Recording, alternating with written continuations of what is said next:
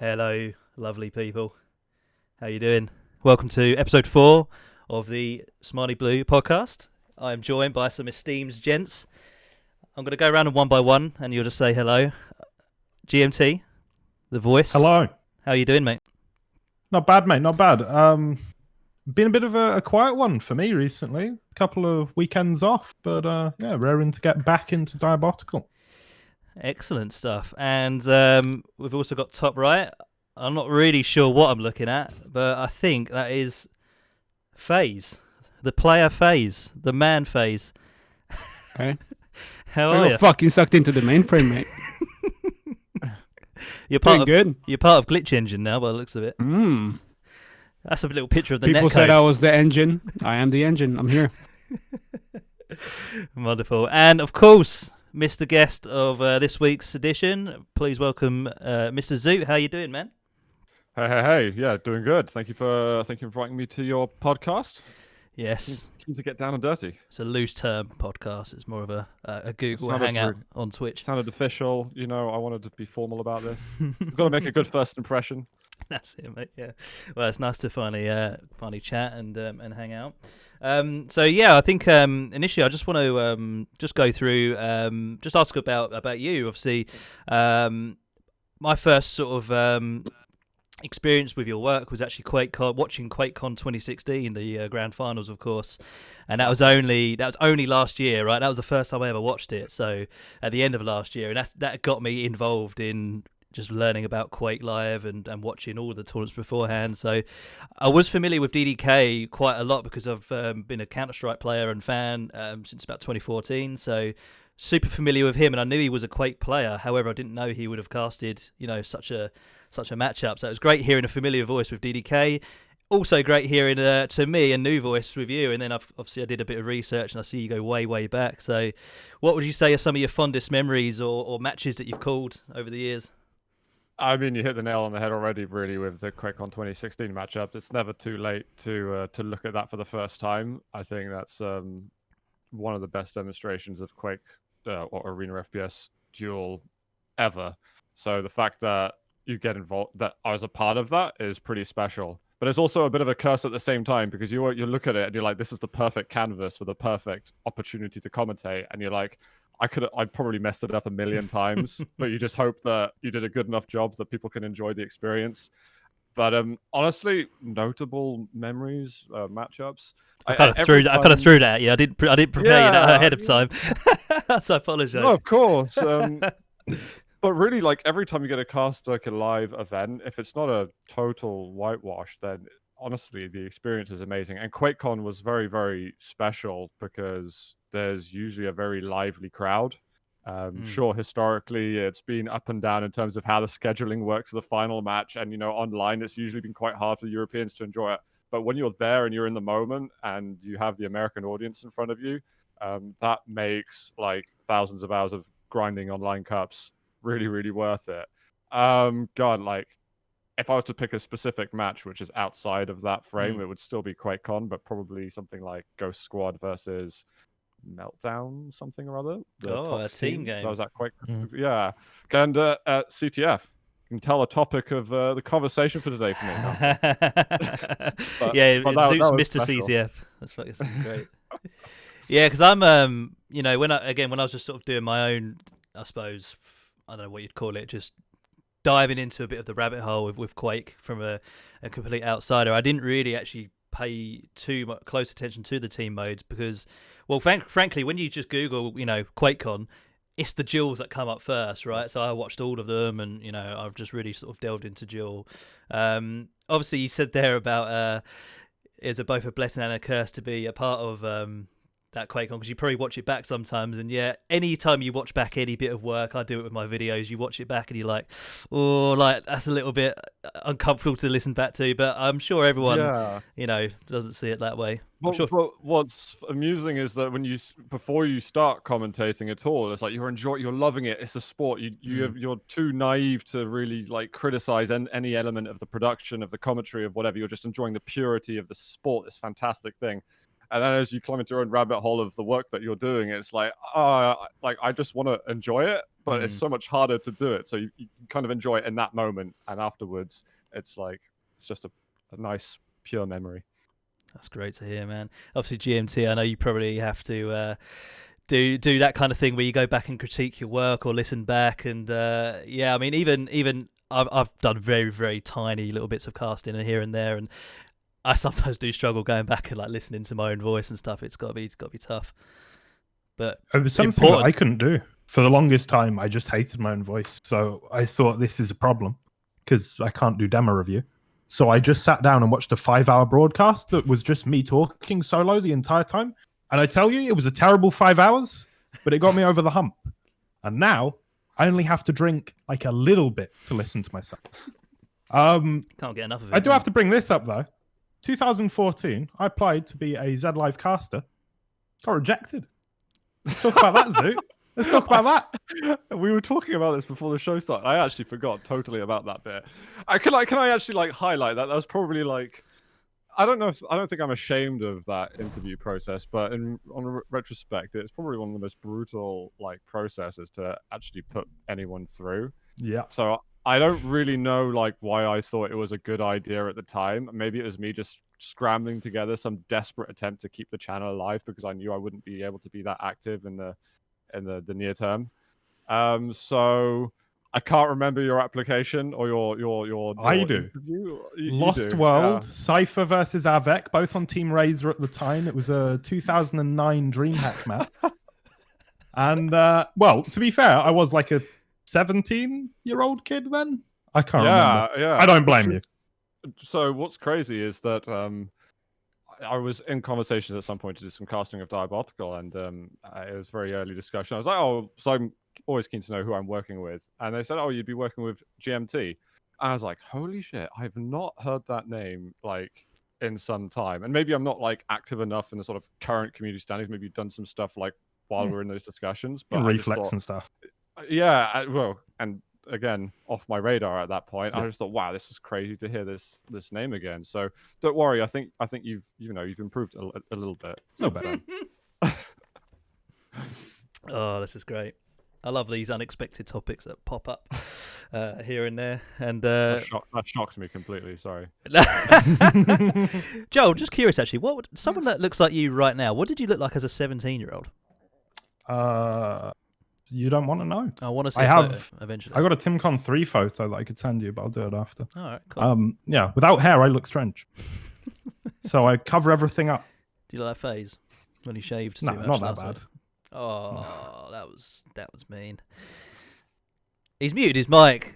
Yeah. You got your mic Oh, my muted. bad. No, Zid also saw the picture of me and the bald head that I had. Oh, It's did you? fucking grim. I think you look good, mate. is there anything under that I cap? looked super polished. I was like double polished that I am right now. Oh, I didn't actually catch up with. What did the missus think? He was a little bit scared, I think, when you shaved. Was she okay with it? Hmm? What did the missus think of your? No, she was fucking laughing at me. Oh, fair She was enough. like poking at me. Like she like every time I would be like, "Hey, I'm gonna shave my head bald," because she hates the fact that I would do that. And at some point, I was like, "I'm gonna shave it bald," and she's like, "Ha ha ha!" The next day, I show up, I'm fucking bald. Who's laughing now? And she was so petrified to even look at me for like a couple of seconds. She was like, "Nope." Oh, She would. that's how you know It was it's really right. bad. That is how you know it's right, isn't it? What a wonderful marriage you're gonna have. Amazing. Zoot, I was obviously curious as well, just personally. What was your kind of, I suppose, like career journey? Right? How did Whoa. young Zoot get involved in doing the things you did in esports? I mean, I'd always loved video games. That's obviously step one. Enjoy games. Yeah, take us red. I think that. Step two is I was immersing myself in the online communities and realized, tournaments and stuff take place. You got no idea that it's esports at that point, but you want to get involved either playing or like contributing something to like what's happening or like throughout the organization of events. So I dabbled a little bit in like moderation of tournaments between 2004, 2008, 9, 10. And I said to someone whose name is Dan5. It's not his real name. That's his alias. I hope you got that. And he's this like Dutch CTF guy who I was really good friends with between 2009, 2011. And I said to him off the cuff, I was like, was watching some like Level Up TV at that time, and I was like, oh, I'd really love to like try that out. Commentating looks like a blast. It was off the cuff. We got back to playing some games and whatever. And like a few months later, he said, "Hey, Zoot, I got you a gig with Level Up TV." I was like, "What?" And it was NVC who was streaming. It was a Div 1 CTF match. I don't remember exactly the teams. I think it was people like Batia, maybe some Kick guys. Maybe there's a few of them. And I did. So, and let me also state that NVC never actually casted with me. He could cast. He had the ability to do so, but he just put me like in the spotlight on my own. So I can empathize a bit. GMT. I would put myself in this crazy situation. I didn't even have someone to bounce anything off of, and so it was this terrifying experience. But I got through that and thought this was the worst job of anything I've ever done. So all I want to do now is improve at it. So basically, the following days, I started finding people that would stream for me because my internet wasn't good enough to do it myself, so that I could do some casting. So every day I found like different streamers, or maybe sometimes I built a relationship with some of them. One of them, for instance, was like Willie Bobsey, who ran House of Quake leagues. There was definitely others, which I feel terrible that I've forgotten their names. And I would just cast anything and everything. And if there wasn't anything to cast, I'd say, guys, can you play a game so I can cast it? So I did literally everything. I was an absolute microphone whore, to be honest. But it kind of got me noticed eventually. And yeah, I guess I could be rambling for a long while, but that's probably what started, the chain reaction of the rest of the events that happened to me.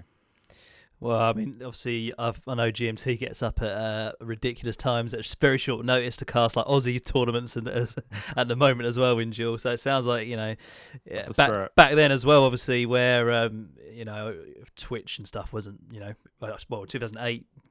7, 6 wasn't even around, so must have been even harder then to try and get on. Nowadays, anyone, example proven, anyone can have some sort of platform and get their voice out there. So it sounds like you had to really kind of claw your way in. Yeah, it was back when it was Justin TV. There was no Twitch at this point. There was Own 3D as well. So there's like some glorious VODs that would be missing. Yeah. People only missed the Quake, not the commentary. And then there was this like political fight in order to actually get in to cast the matches that were really sought after, which is never something I thought about to begin with. I was like, I just want to cast stuff. I don't care what it is. And I would spam IRC so people would watch it. But then you look for gaps, like, because at this point it would have been NVC, Disrepute, Vor, people like Too Good and Joe Miller and stuff had already left the scene. The Americans were kind of focused on their own content, so you wouldn't really pay attention too much if you were just looking for content to produce yourself. And you just wait for there to be a slot say, oh my god, I can suddenly cast Duel because they've decided to go over to some team modes instead. These guys are on the scene. And at that point, suddenly you've got this new platform because a lot of people wanted to see Duel, and there wasn't always streams for it. It was quite hard to actually put that together. No, of course. And what about do you have a memory of like your first like LAN, like live broadcast, if you will, like a first LAN? What would that have been? Yeah, so I would have had no idea. I probably haven't even heard of this LAN that you're about to mention, to be quite honest. I mean, honestly, only because of Quake I would have heard of it. It's a fairly small LAN well, maybe it's quite a big LAN in Netherlands actually. I might be underselling it, but they're called The Party. It takes place in Eindhoven.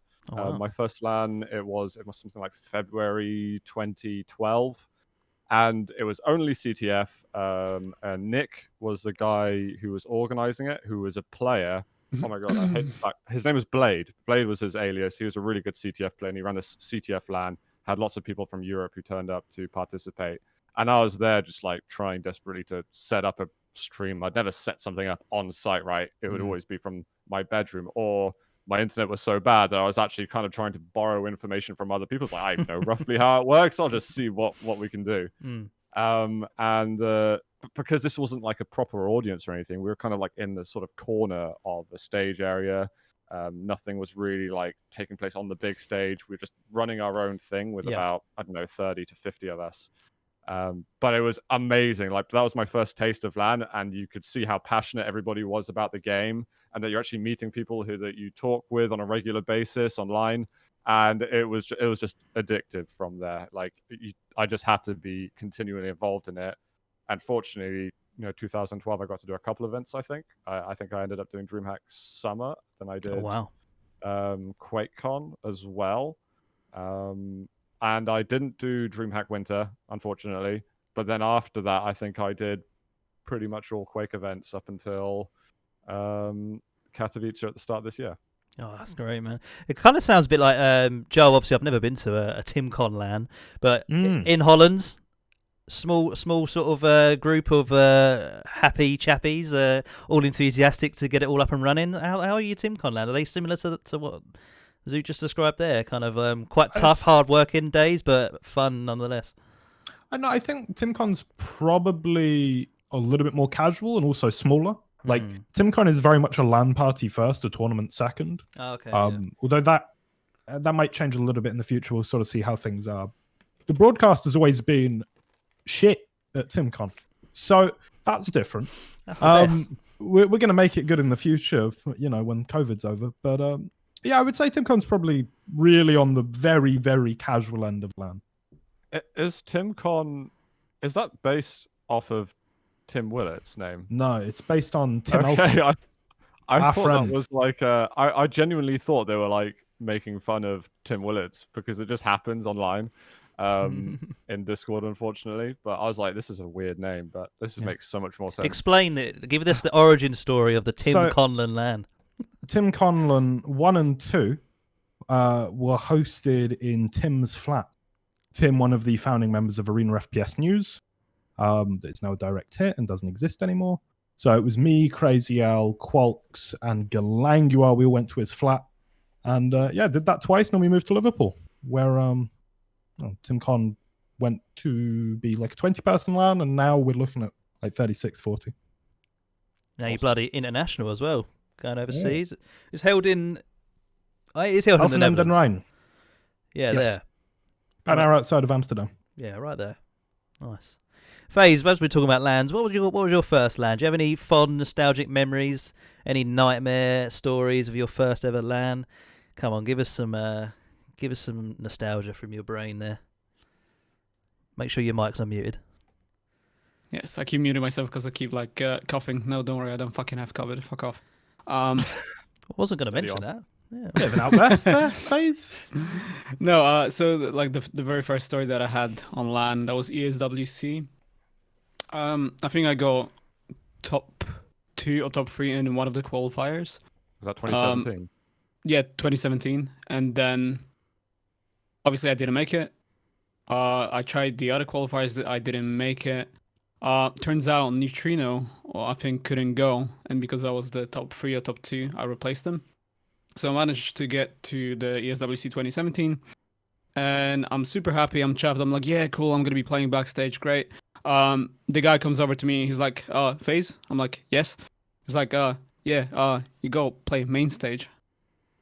And that's my first fucking match. And there's like hundreds of people. LAN game. Wow. Yeah, dude, there's like hundreds of people in like sitting down on chairs. Like I've never had anything like that before. And the guy just comes up to me. He's like, yeah, you're playing on main stage. I'm like, you kidding, right? Like, why? And I actually asked him why. He didn't tell me why, but I had to play, and it was versus Gapi. He was my teammate back then. We both played for Maestro Gaming. That's terrifying. So that was like very terrifying. It was fine the first, I think 2 rounds, because it used to be round limit in Duel. I think I beat Gapi in the first 2 rounds of the first round 3-0, champions-wise. And then I looked up. I was like super chuffed. I was happy. I was like overconfident at that point, and I looked up, and I just see those people, and then everything just shattered for me, and I couldn't handle it. It was like a little bit too much. I just completely lost it. You're going against one of the most experienced players as well, which is like just makes it even more mad. Yeah, so that was the first LAN experience for me, but it was fun nonetheless. Like I don't care if I lost or not. It was enjoyable. Where is Garpy, by the way? Because he's from the UK, right? He's obviously a fellow countryman, so I show a little bit of extra interest. Where is that man? He's Walsall. Oh, by Birmingham. Oh, Midlands lad. Is he playing anything? I call it the North, if I'm honest. He's playing QPL. Yeah, I do as well, mate. I was being polite. He's playing in the qualifiers for QPL, if I'm not mistaken, with his really? teammate Hell. Yep. good to know. I ran into him in Valorant, actually, randomly, in the Valorant beta on the other team. I played with Garpy in Valorant. Oh, yeah, we've talked about this. So I might have played against you before I even knew who you it was were. Like, we were stacking. It was me. What's his name? Can't remember. It was me, Dave, Tim Willits. Zacubus, Garpy, and a couple of other Zacubus's friends, and we only ever lost. We were tough. Well, Garpy beat me just about in a very close game on Split, so I think that kind of been you on there. Split is a terrible map anyway. So. Yeah, it was very one-sided. I think we would have won if you were on the team, Joel. I've just got to say that.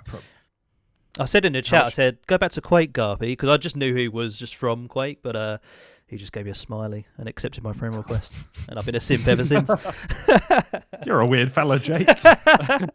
I'll just tell the truth, that's all. I could have just not said that, but that's what happened.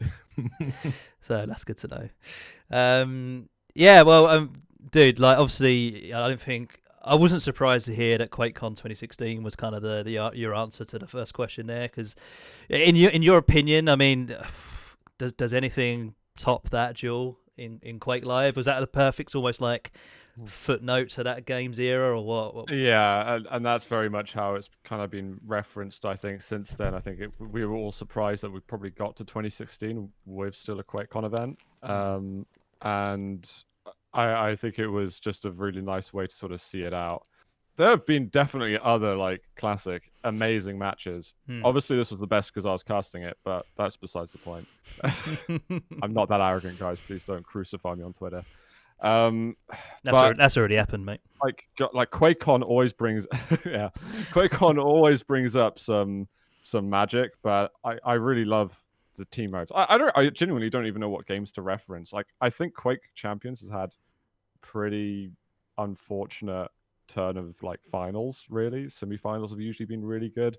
Maybe the best one was in Italy in 2018, I want to say, where Fraze came back against Rafa from the lower bracket in the grand finals. But otherwise, I feel like we don't really get that many brilliant grand finals in Quake Champions. So you kind of just got to hope for it. And it's funny, between casters, you're all like, you get told a list like who's casting the finals and who's casting before then. And there's just always like, oh yeah, I get to cast the finals. But then you realize after a while in Quake Champions, it's like, it's going to be probably shit. I want the semis. Like, you want the semis instead. They're way better. But well, I think yeah, sorry to just finish the That's question. Maybe classic ones like before I would have been casting would have been something like the cooler Cypher type of finals. I think 2010, like that one, absolutely magical. So yeah, I was going to say the thing that struck me about 2016. Sorry, Phaze, let you cough. No, hold on. I think Genji One is calling me. Hold on. Genji troll. Hey. There is some drama apparently happening on Twitter. I think it involves hold on. Makaveli, Aimer7. Should we call him in? Makaveli. Serious, and Pumpkin. Apparently Pumpkin. Wow. Okay. Pumpkin is. Yeah. Cheers, mate. Yeah. No worries. Okay. Bye. I guess this is Phaze. We want to talk about that. I guess this is Phaze's section, so I'll take a back seat here. This is not my section. I'm just leaving it to you. I'm gonna go get a cup of tea. What's this? The Twitter section now? Yeah, the Twitter section. I didn't want to be the Well, tabloid podcast of the I think it's important to talk about it. It's fun. Clickbait. You've got to get some clickbait in somewhere. Yeah, that's true. So Jake, what do you know about this situation? Tell me. Oh, fuck me. Well, I think it's to be honest, I think it spawned from Zoot's tweet about Zoot, you put a tweet out the other day, a fairly, I'd say, we're fucking doing it. We're doing it now, yeah. We're doing it live. Right. A pretty reasonable question, right, or a reasonable point, should I say? I don't have it in front of me, so I'll just quote it. It was off the cuff. Honestly, It was off the cuff, and I expected nothing to come of it. That was your first mistake, unfortunately, because you've got one of them there verified ticks, and that means something to people. To some people, yeah.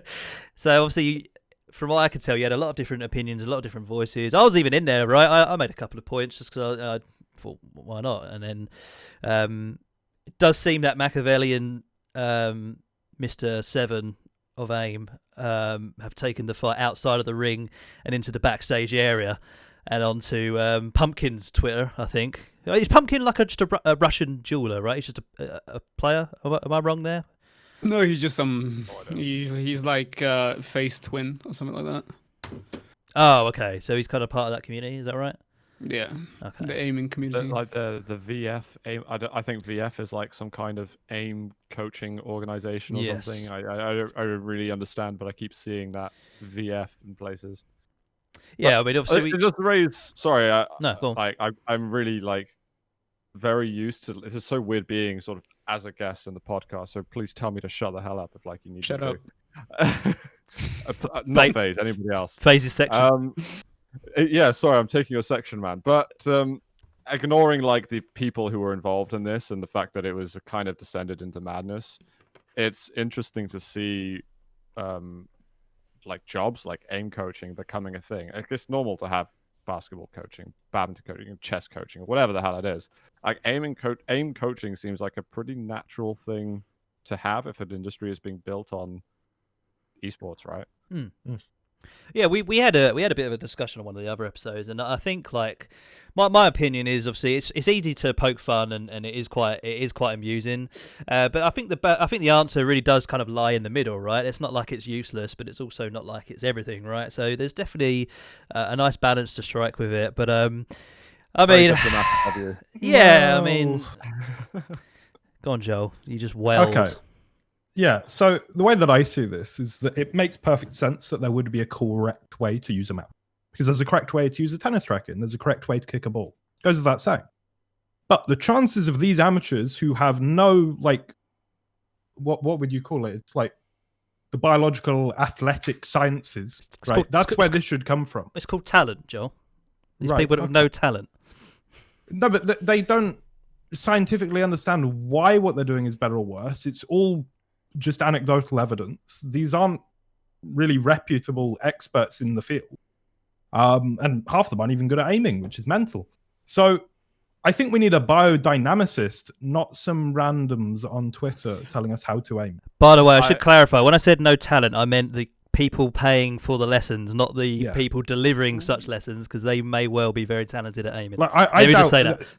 no research has been done into the subject as far as I can tell. I'm sure there is a correct way to, because of course there is, but they don't know.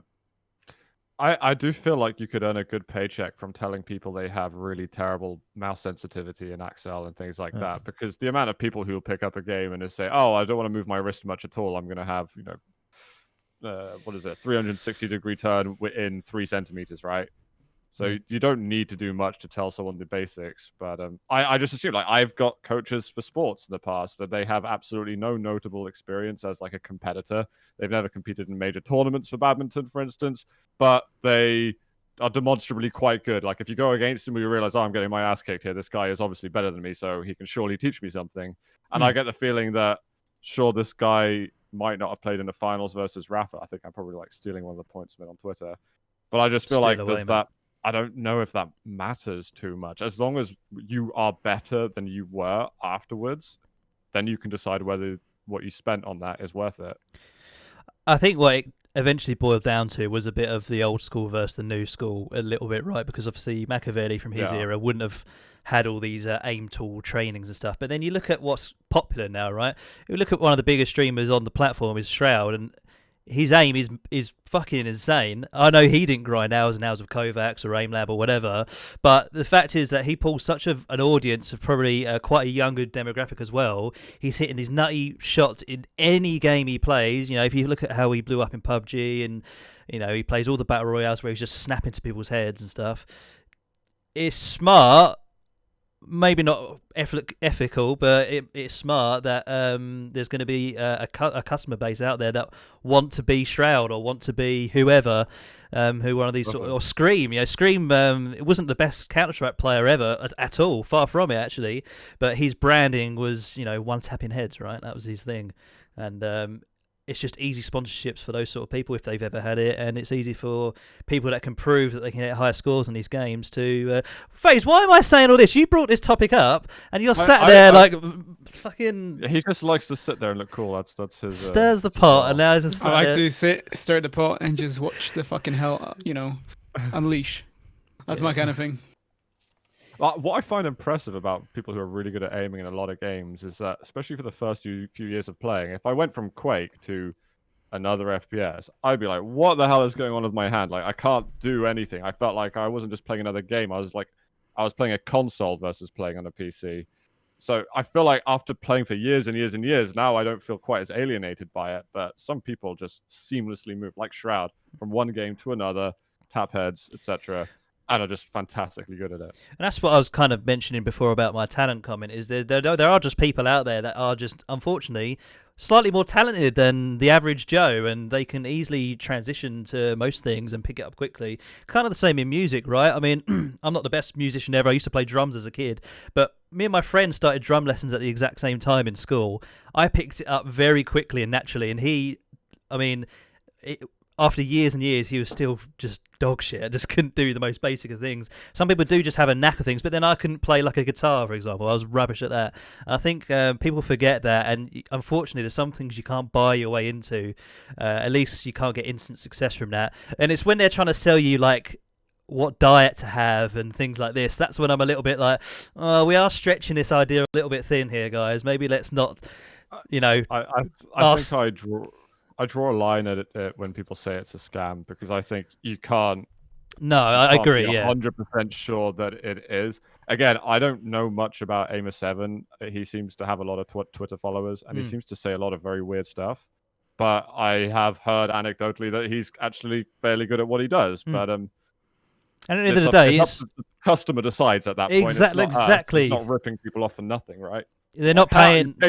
Not getting anything, like they're getting something. Exactly. They're not. It's not like money's been taken out of their account unwillingly. They're literally paying, and if they deem that service good, or they're getting a benefit, then who are we to sit and say that it's a scam? But equally, this was two guys on Twitter who, let's be real, what Twitter argument or many arguments online ever end with one guy going, yeah, totally, man, you were right, I'm sorry, I'm going to back down? It doesn't happen, does it? So obviously then they start pulling up LAN results and earnings and accomplishments. That's what a bit pathetic. That's when I check out. I'm like, yeah, okay, I don't need to read this anymore. I learned very early on. I say probably not early enough actually in casting, that fighting online or trying to make your point, not even aggressively, but just like emphasizing anything is just really dangerous, especially if you are vaguely in the public eye. There's no point. So as soon as I see stuff like that, I'm like, Makaveli, come on, man. I know you. I like you. Don't do this to me, man. Don't get involved in this conversation. I'd probably say the same for Aimer7 if I knew him personally. So yeah, don't do it, kids. God of War Sanchez #1. I tell you what, I don't know anything about that guy really. I've seen a couple of his videos. There's something really quite hilarious in the way he edits, because obviously I edit stuff myself. Like, there's something really hilarious about his editing and music choice and the robotic voice he obviously has to use, I presume, to translate what he's saying in Russian or whatever it is. I don't know if he's intentionally trying to be fucking funny, but they are funny videos, I do find. And he's actually quite good at Quake 4, unless he's cheating or something. But well, and Quake 4 is a cracking duel game. In the game that there's fucking two people playing the game, yeah, he's fucking fabulous. He's but it's a great game though. It's a great game, but there's only two people in it, so I don't know. Not go too far calling people good in that game. Show on the stall where he touched you. Sorry, whoa! Nobody's touching me apart from you right now. Under the table, the virtual table. Go on then, Phaze. What did you make of it? You must have had some fun reading through that. You're a bit of a fiend for the drama. Yeah, I was like everybody else, just fucking watching it and laughing my ass off. Just I like to think there was some like good content outside of the stuff about aim coaching. I felt like there was some productive discussions there where we were really sort of digging deep. We're doing this first, so I was just trying to like turn this page and move on to the next chapter. But yeah, because I definitely like my eyes glazed over. Sorry, Phaze. The question was directed at you, and I mean, look, it's just, two people having a disagreement. And as you know, Twitter is obviously the place where everybody, is super smart and likes to settle their own ways over there. So, yeah, it was enjoyable to watch. Twitter's the real AFPS in some ways, isn't it, really? Yeah. It's the real arena. Imagine if fucking Twitter didn't have the cap on the amount of words they can input. I'll tell you what, I wouldn't be using it. That's for sure. All right, let's leave that dead and buried where it belongs. It was quite amusing for a little bit, but yeah, that was quite good. Yeah. I just wanted to touch on a couple of bits that happened this weekend. We had we're going to come back to Twitter. Don't worry, it's coming back. in the final stretch of whatever this is. We obviously had Fatality's Aimer7. For anyone that didn't know, he oh god, Phaze, so rude, Phaze. He might So sponsor. what actually happened with it? He I might think I saw sponsor this one day. The only reason why I'm laughing is because it was fucking 16 rounds long. Like, All right. come No, on. okay. 29 rounds long. Best of 29. All right, Marina 1v1. Right, let's lay Are this you out. kidding me? Let's lay this out for Zoot and anyone else that might not be familiar. Right, so Zoot, I didn't realize that was the format. Holy crap! Yeah. it was long, dude. It was a very long. I Dude, mean, That's why I'm just laughing my I ass have- off at it. It's just ridiculous. I have so much respect for those casters. I couldn't do it. Jake, I think you messaged me like, would you do this for your day rate? And I went, absolutely fucking not would I do this. Not even slightly. Would I consider the idea? They were troopers. yeah, dude. Like I checked in and out throughout the weekend, and I mean, imagine getting all the way to the final, like Effortless and was it Raul as well? Yeah. Who was in the final? Effortless and was it Raul? Raul. Raul. And Effortless Yeah, came from the Raul. open bracket. I think Raul was invited, so Effortless How had did to play. Effortless get there? He's garbage at aiming. Well, Clip it, apparently, I might ruin it then. You can say it again in a bit. Though. But yeah, if you didn't know, Zoot, basically, obviously, the Good Studio do these grassroots initiatives, right, where they put up a certain amount of money. Different groups can apply and get some prize money, and they can put on some sort of event to promote the game, right? So Fatality obviously was granted some, I think, 2K to run a 1v1. Also, he didn't put up the money himself. Then he took the money from the good studio. Oh, jammy bastard! That lost money, You know, just fair gone play, there. fair play. Absolutely no investment return on that, just gone. So 2K of that went to the Fatality guys, and they put on a 2-day event.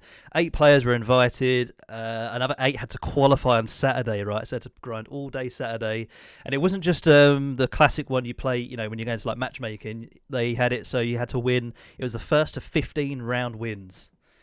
So you're constantly playing. One round of It one. was insanity. So it's these AIM arena matches, which are just quite intense, right? They can last Just a long, one long map. time. Just one map. Just one map. I think Bloody hell. did they pick and ban or anything like that? I swear Yeah, I mean, they must have because they were on different maps. I was going to say every time I watched, they seemed to be on Junction every single time, and I couldn't figure it out. They were always on Hikem for me. Oh really? We must have Yeah. just missed each other every time. Wait, so. Wait. No, that's I correct. was just Dude. trying to, like, Whatever you're measure thinking that. right now is correct. What? Yeah. Wait, so it just kept going round and round and round the little sort of mini Yeah, yeah, yeah. arenas. Yep. Jesus Christ. Yeah, it wasn't. That's a the duel. 29. Why don't you do like best of 3 maps, and then maybe if you really got to change the rounds, put it up to like I don't know, first to 6 or something. Well, someone's 5? clearly Or done too just many default. shrooms while writing the rules, haven't they? That's what's Somebody happened. has dueled too much on one map for 1,000 frags. I do like the idea of sort of mixing up formats. I think it's cool, but I think that's also, on the one extreme end of what would come to my imagination. Yeah, it was a bit much. I mean, something cool could have been like maybe a Saturday they did a 1v1, and then Bit Sunday they did a 2v2. You know, something to mix it up a bit, so you had something a little bit more to cheer for. But it was a long bloody. I think the final broadcast on the Sunday was approaching 8 hours of solid. Who were 1v1. the cut? One of the reasons I- yeah. There was a variety. You know, Blue Yeah. from Counter Strike and I think Rainbow Six as well. Was Blue casting? Yeah, was. yeah. Whoa! Some other names. Blue Ash and proper day rate Fatality then. was for the finals. Wow. Oh yeah, Ash, crap, of course. okay. Yeah, Ash No. was on there. Yeah, I saw Ash. Yeah. Which Oh, is sorry, great. Phaze. I interrupted you. I don't even know what the hell I was supposed to say. I didn't know. I didn't actually know who was talking. To be honest, sorry, mate. I usually don't. Sorry, mate. I get so much anxiety doing this that I'm always just thinking of my next sentence before it comes out. No, no, to be fair, I remember that I was saying that I would have watched it. Like, I turned up and I'm seeing 2 fucking guys just going at each other for like Just it was the rams. 10th or 12th round. I can't Ramming each remember. other. I'm like, really? This is that many rounds to just watch 2 people just trying to out aim each other? I'm like, no, I'm not gonna watch that. Like, I don't care that much at all. It's just too long. Really? Make it shorter, like Zoot said. Make it best of 6. Make it best of 5. Have 3 maps maybe. Yeah. Then The play only- 3 maps, but don't fucking make 16 rounds like 1 map. It's madness. The It only was time I 16 round tuned in, I minimum. saw like grenades. I just saw grenades going. I was like, this has devolved into something horrendous. Yeah, I mean, obviously, I think it's pretty easy to make suggestions how they could. I mean, there's a fucking EU one I think next weekend or the weekend after, right? Yeah, if it's 16 rounds, no Are you- chance. Like, Are you playing in that phase? No. There's If money. it's 16 rounds, I'm not playing. I don't Money care. for grabs there. I don't care. I'm going in It's there. gonna be a furious fight between Sirius, Faye, Bus driver. No, bus driver, Phaze not- surely. I'm Phaze sure not allowed. Danchez. I don't know, probably a couple of others. Y2J, Faye's not allowed. right up there. Yeah, no, Faye FPS, I believe, is banned. Yes. Probably smart. Yes. Speaking of grassroots funds, just gonna pimp it out. TimCon Mega this Saturday. EU Duel. Did you $1,500 on the round. Did you on just the- toast on- yourself? on- Sorry. What was that Yep. noise? Yeah, I did. Yeah. So TimCon Mega this weekend. I'll put the sign up in the chat. But yeah, it's going to be EU Duel. It's going to be very, very fun, and do get involved. Good prize pool for that, mate. Say it again. Yeah, How much mate. is the prize pool for that? It's $1,500 from the Good Studio. Agent intensifies. Yeah, Loving agents that. winning 550 of it, but the rest is up for grabs. Now, Joe, do you know who's casting the tournament? Oh, do I? I wonder. I think it's me. I think it's Phaze. I think it's Y2J. And I Again, believe casting that there's loose. also some Aussies involved. Phylum, Fraze, and Hamo. Good lad. Phrase is not confirmed. I have asked Not confirmed. Phrase. Fuck me. You can't just go shouting his name out. Confirmed. His dad will Phrase come and is beat me coming. up. But I've asked you're not Phrase. letting the Aussies cast the finals, right? You leave that. for No. the- Me and Phaze are the grand finals. Okay. Well, they Always, can, yeah. but it would be about 5 a.m. for them. So if they want to earn it, they've got to really put their hours in, I think. But yeah, that's exciting. That's happening on Saturday. Also, Saturday is the I've got to mention because I've been helping them out. Is the first female Dibaotical Invitational event. I know Ash is in chat, and she's obviously been a big organizer of that, and Scrawls as well. They're doing, funnily enough, speaking of Aimer Arena, I don't think it'll be as long as Fatalities thing, but they're doing a 2v2 Aimer Arena Cup. I think there's about $570 prize pool up for grabs, which is not too shabby for some. I thought you were about to say 2v2s. 570 sign-ups. I was like, oh my god. Where are they? Where's that player Yeah. base? But so honestly, that's a really cool initiative. Actually, I'm really keen to see what happens to that. Is it European based or is it like generally? It's everywhere, or mixed. North So America? yeah, obviously Really? the player Okay. base isn't the largest ever, but we've so I've been helping cast some of the more casual events that they've done. We've done 2 so far, and we're pretty diplomatic about finding a server that kind of fits all. Ashburn, East NA gets played quite frequently, but yeah, there's a couple of strong lineups in there. We've got Lady D and Scrawls are a team who I think are going to be pretty much That's favourites. strong. Yeah.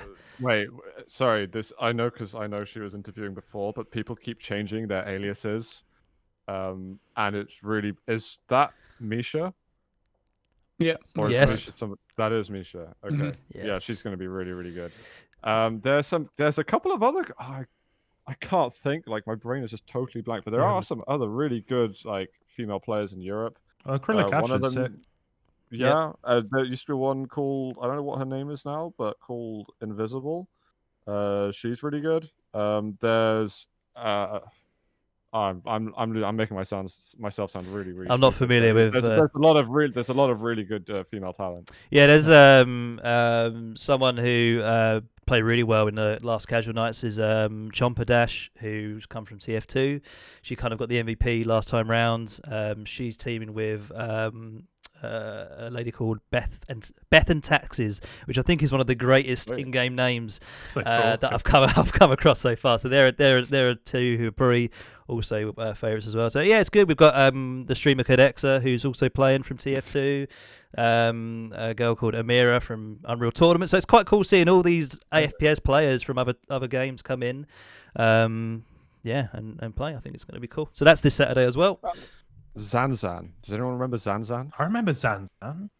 She was an error walk Yeah. duel specialist, and she beat a lot of really. She beat good like European 7, I players. remember, who was pretty good at the time. I thought she beat people like Pavel, possibly. Yeah. Maybe like some. Yeah. I haven't heard times. that name in a We while should, though. we should bring her back. Yeah. Yeah. Jake, I have a feeling you're going to lead us into our main conversations soon. But before we do, I want to talk about commentary. Something we've all done at this point, and Zoot, of course, you most senior among us. And I want to talk about team modes and Duel, and how you go about commentating. Which one do you find harder generally? Usually team modes, but only because you just have such little understanding of what's going on around the whole map. But what's interesting is that with CTF, because that was the first mode I ever casted, I found CTF a lot easier to cast than it looks. I remember like casting Sacrifice, for instance, at the start of Quake Champions, and that's like, well, you have no idea what's happening. Everything that's happening is happening so fast. But as long as in CTF, and especially in like when you don't have CPM physics or something that's really accelerating the movement, you need to follow a couple of key people, and you can tell, oh, is a flag at each base? Yes, no. Are both the flags out of the base? Cross-cap situation. And you can kind of very easily point out what the teams need to be doing. Whether or not you know someone's actually already trying to do that or failing to do that, you've got a bit more blurred lines there.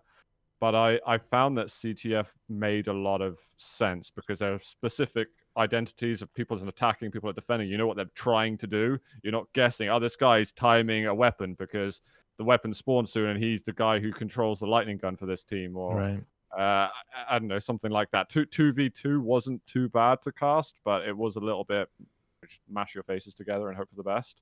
But obviously, Duel makes sense to everybody and is like a relic of arena FPS because as a spectator sport, it's one of the easiest games to watch in the world.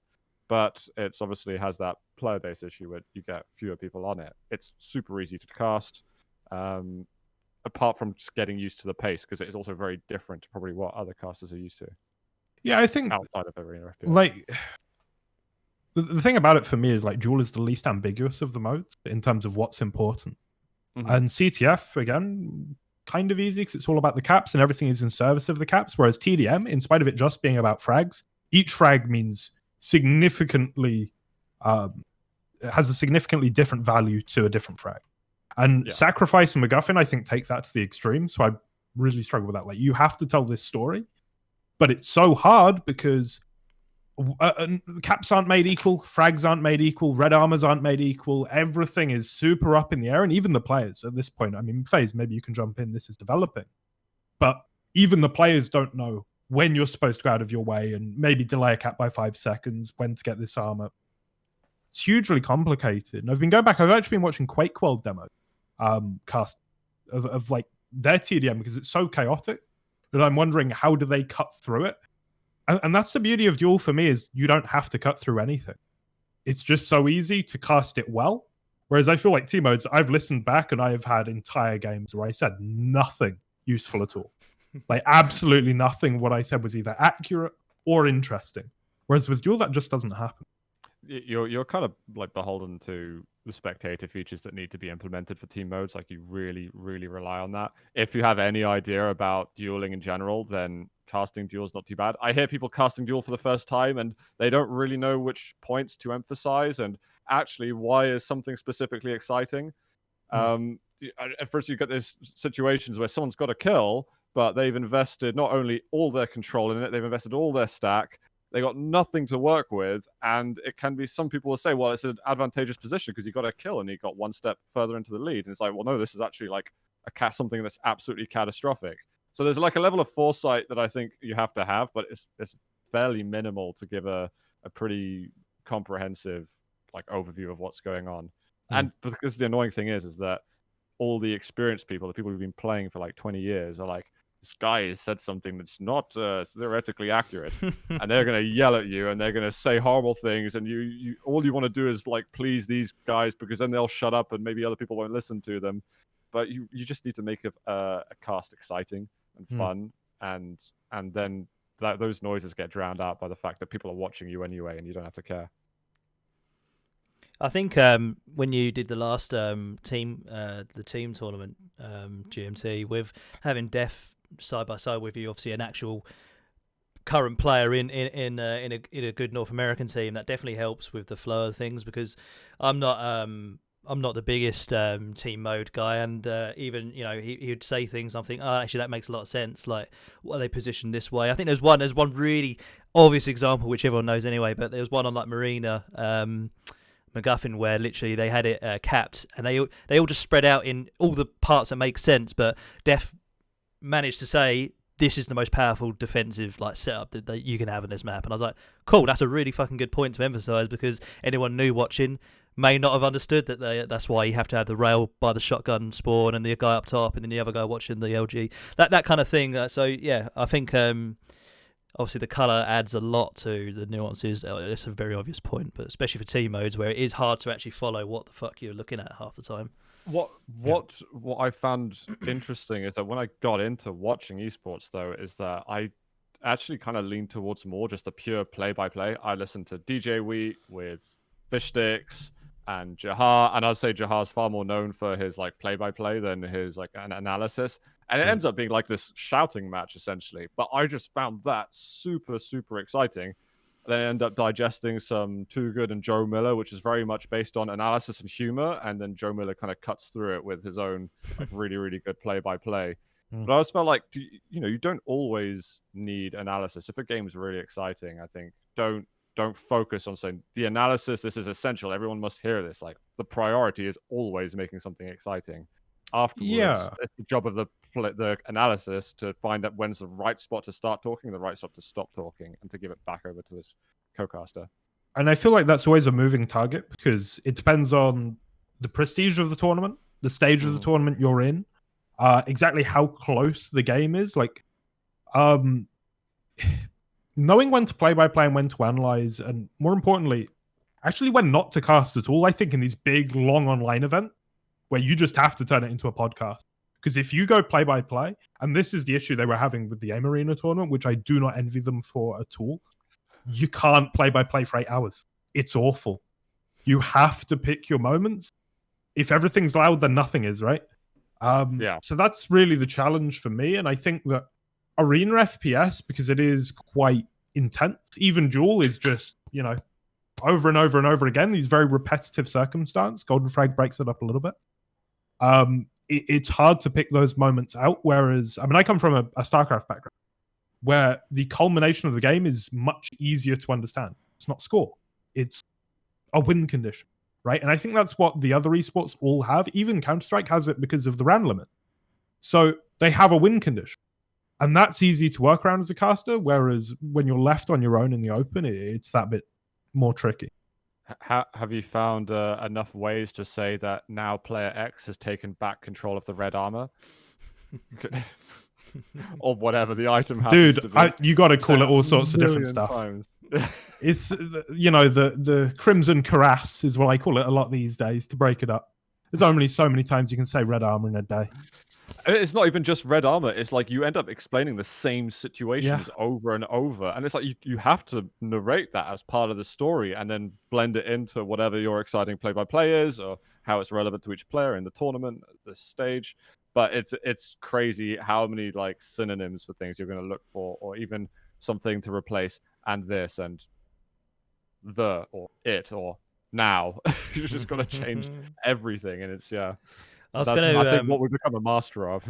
I was going to just ask, how much does like I'm expecting I know what I'm expecting for this answer, but how much does like a hot crowd kind of age you? In like, again, I'm thinking back to QuakeCon 2016, because the thing that struck out there, which elevated the match for me as a first time Quake Live Duel watcher, was just the hot, the hot crowd with every frag, every near moment, and you can tell you fed off it. No, you do get into it. And actually, that QuakeCon was so messed up to commentate.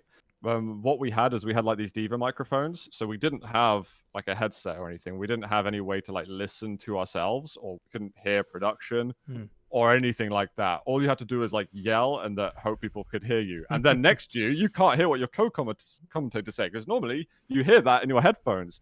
And the speakers are loud, and the crowd is loud, and the game sounds are loud. And me and DDK, I think we're basically coughing up blood by the end of it. So you kind of, there's like some extremes, like you get so into it that you're actually causing personal damage. That's the best. It definitely helps build your confidence in terms of like the first time the first 5 times or so I did QuakeCon, I was terrified to go on stage. It's really like, because there's no real order to anything. You just there's no like, oh, you go on the stage now and someone tells you what to do and you sit down. It and happens. cast. Yeah, Yeah. it just happens, and you're not sure what you're meant to do. You just know at some point you'll Just commentate, wing it.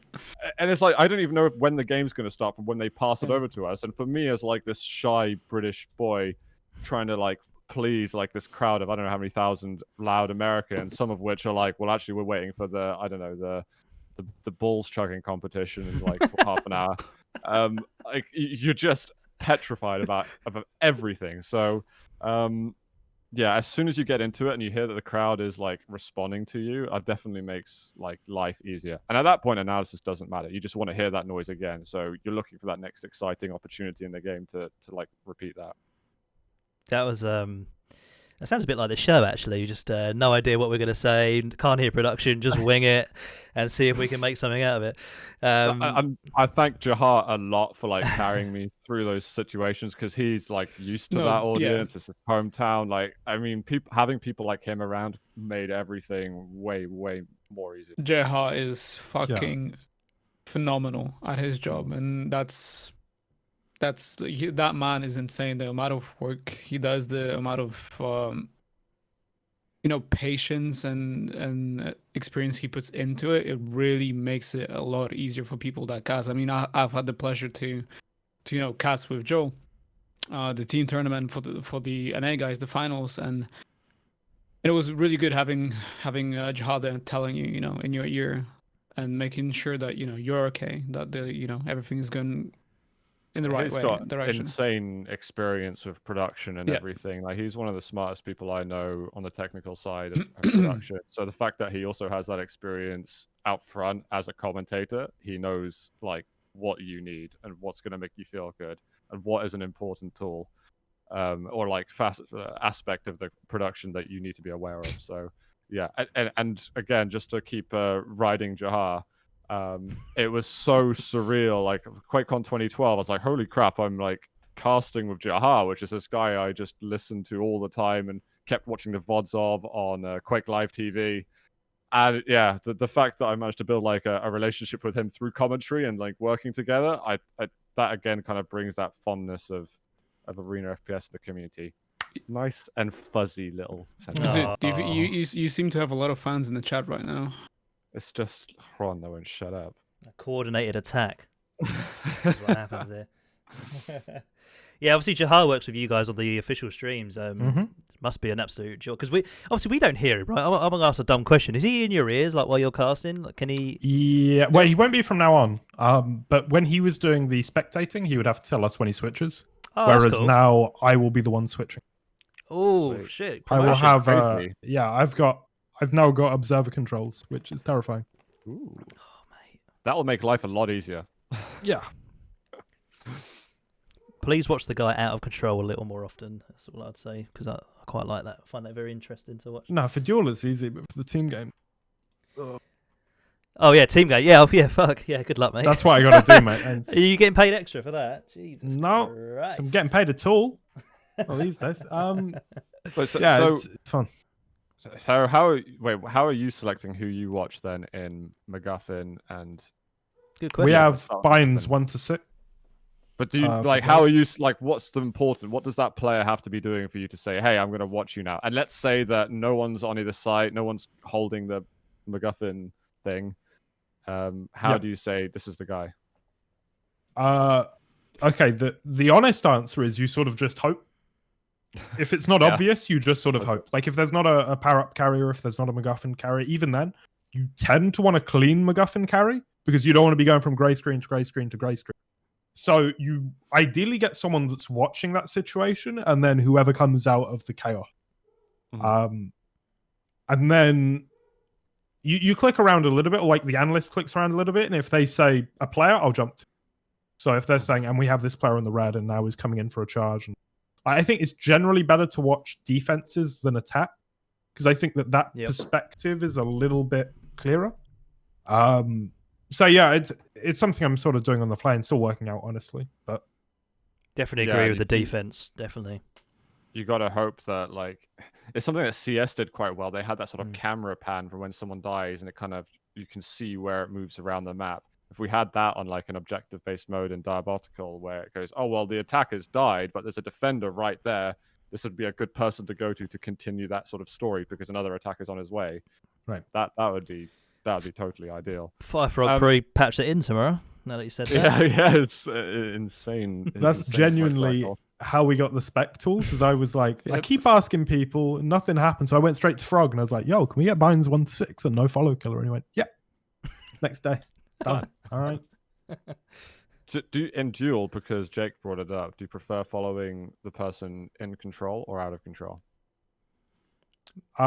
In control until it's important. Like if the story is that someone has to make a frag happen, then I want to watch. No.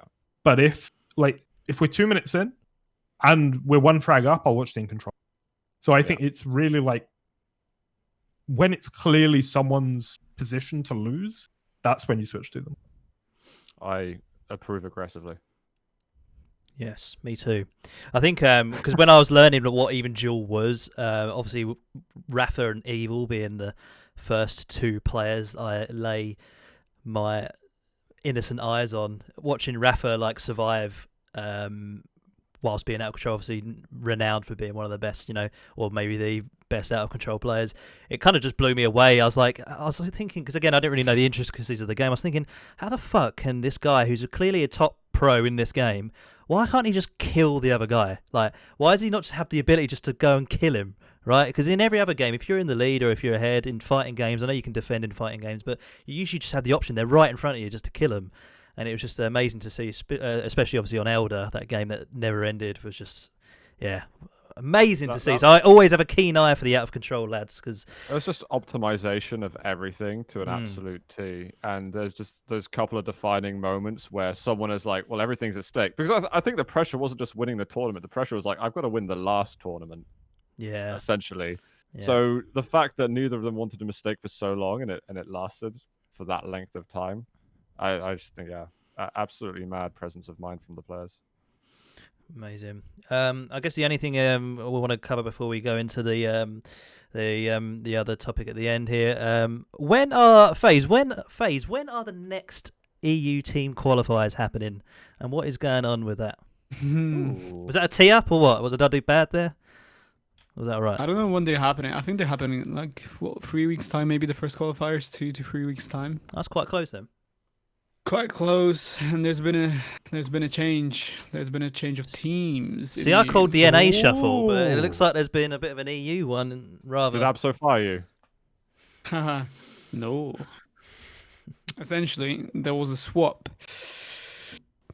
I'm joining the Animal Squad team, which is Buzz Driver and Liv.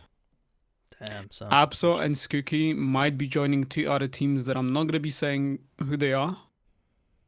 But they're very interesting. I don't think many people would expect them to join those teams at the moment, at least. It's 3v3 still, right, for these tournaments? Yeah, 3v3, correct.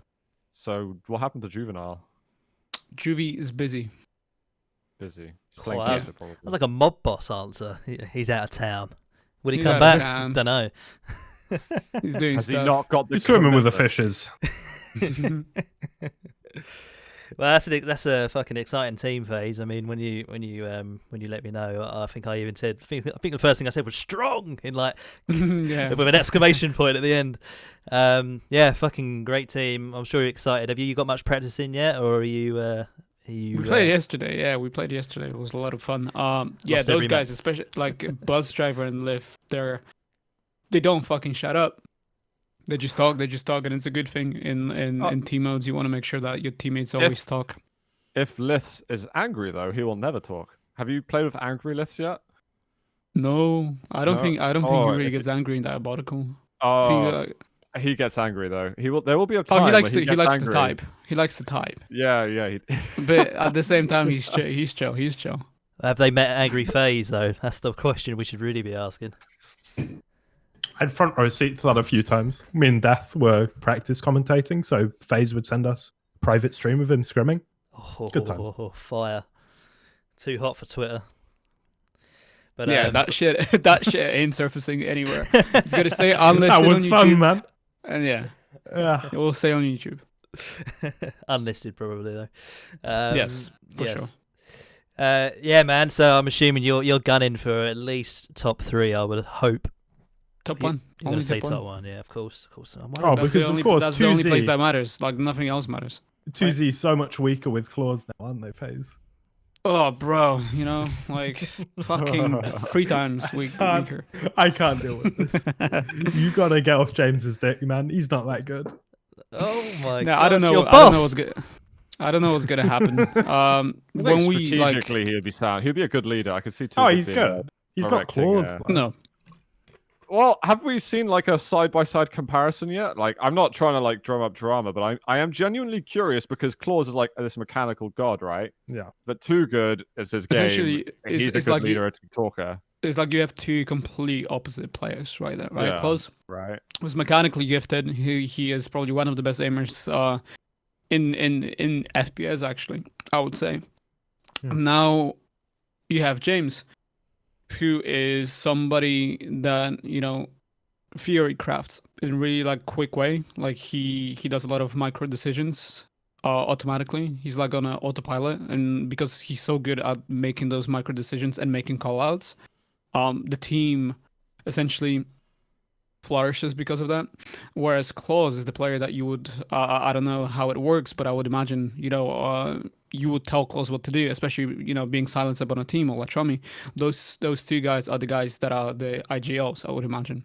I think know that Silence, Silence for sure is. I would say Silence App. Yeah. So having an IGL like Silence App, you listen to him, you just do whatever he tells you to do, and you'll be successful, right? Whereas James had pretty much like does the same role as Silence App. He's in a way he's the IGL, so he will be telling people what to do, where to be, and so, you know, 2 completely different players that shouldn't be compared next to each other because their roles are completely different. Whether they're gonna do better with Claus, I have no idea. I have no idea how they're gonna do it with Claus, right?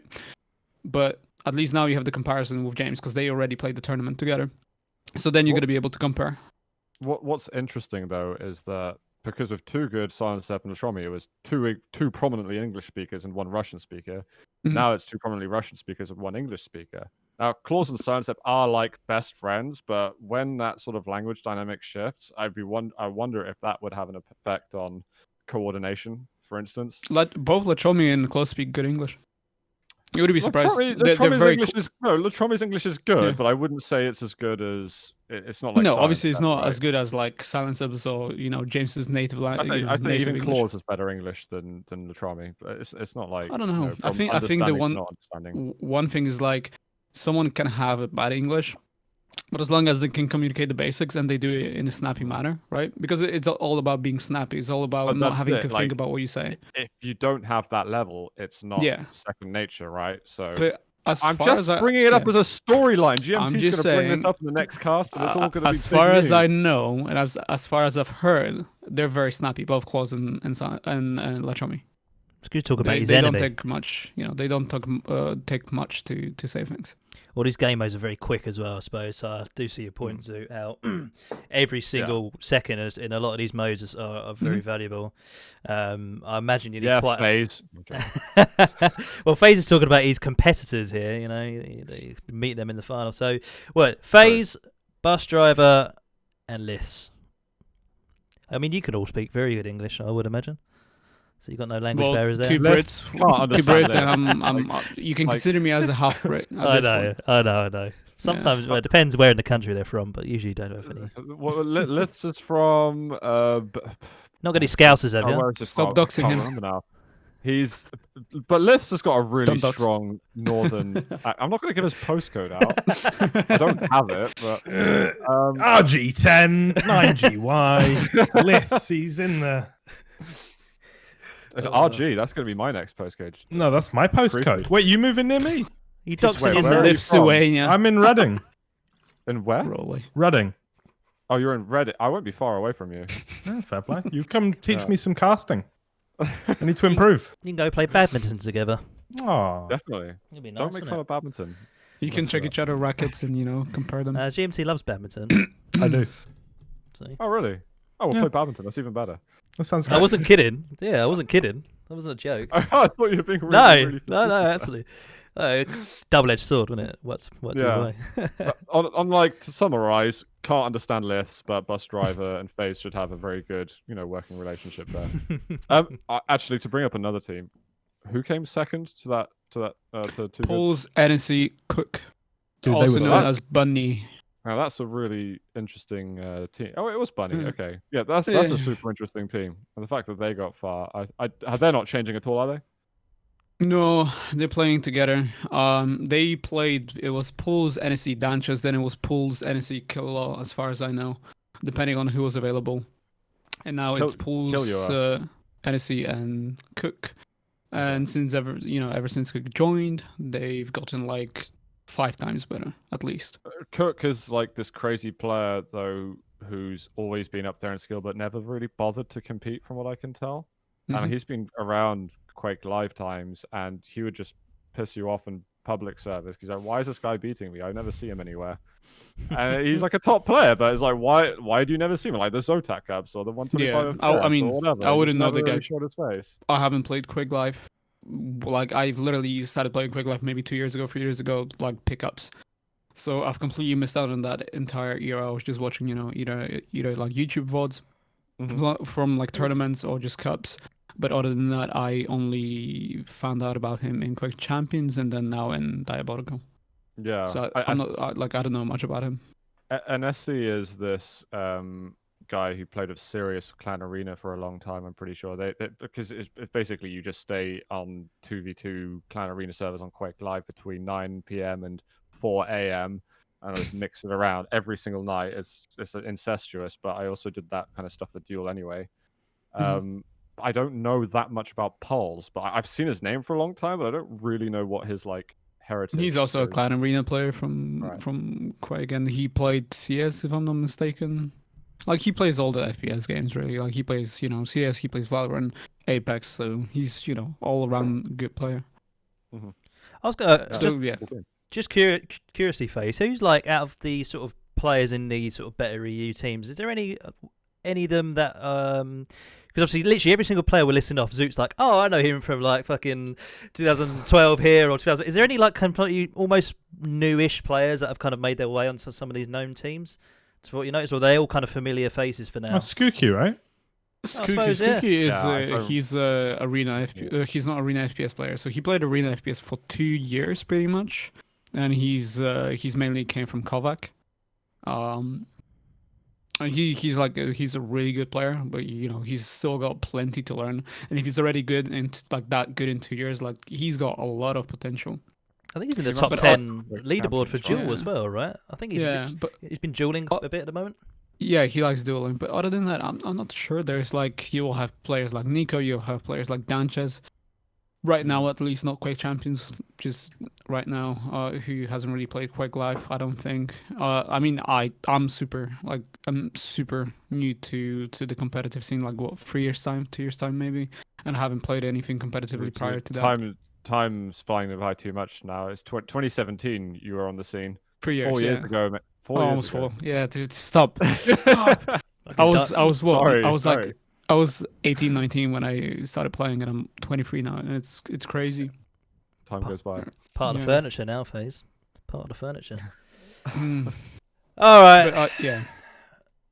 Right. Lovely. I was just about to say that, like, other than that, I don't think there's any new upcoming players on the scene at the moment that haven't been known prior to like Quake Live era or Quake Champions, at least. Okay. Well, yeah, we did highlight a couple there. I mean, I know Danches is like super young. I think he's about 18, I believe. So 19. 19. So yeah. I don't have many good things to say about him, unfortunately. It's just an absolute.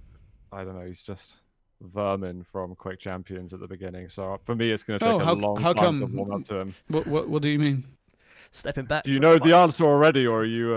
I want you to give me the answer, because a lot of people probably in the chat wouldn't know.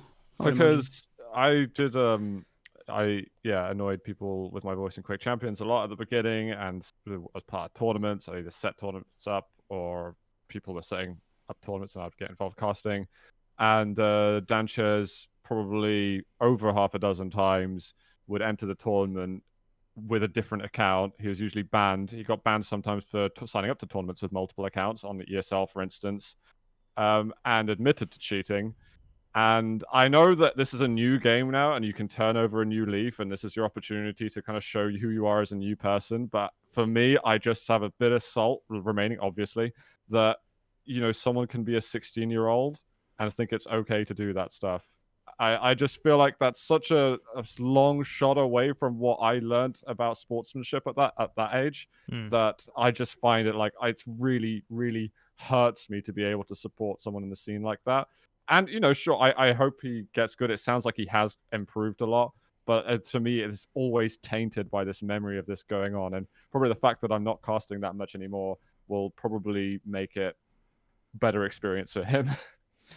Well, it's hard to, I imagine it's hard to shake a reputation like that if it's particularly in esports or any sport, if you've got a kind of almost dirty reputation of being a cheater or match fixing or anything like that. I'm someone who I didn't know about any of that, by the way, but I'm someone who I'm usually more inclined to try and help out people that are young and impressionable, and as you say, probably a completely different culture type thing, whereas you as a 16-year-old man or young man wouldn't dream of doing something like that. I'm the same way, but he's been competing go on. I get that, like, you make that mistake at 16 and you do it once and you're like, oh shit, that was really bad, I shouldn't have done that. But then to do it like a dozen times, to me, at that point, like, my sympathy and second chance. Oh, he's just looking for a second chance. No, I've counted them. There's many of these chances going on right now. Like, come on, give me a break. There's 5 of them in the ban list. 5 of them chances. No, I totally get that. Well, I usually like to believe that at least, hopefully, it's funny. We were joking on Discord the other day about the amount of players that may well have had some sort of cheating stuff in their past, and a lot of them have made their way into Diabotical now. But I would like to think that hopefully we all age and mature, and we're all different now than we were when we were 16, 17, whatever. So let's hope and pray, and if not, at least we'll have some shit to talk about if people get banned in this game. So that's good. 100%. Can I actually just talk about like NA stuff really, really quickly? Absolutely it's not. Really cool to see. No, you can't. All right. It's really cool to see ZorakWar back, actually.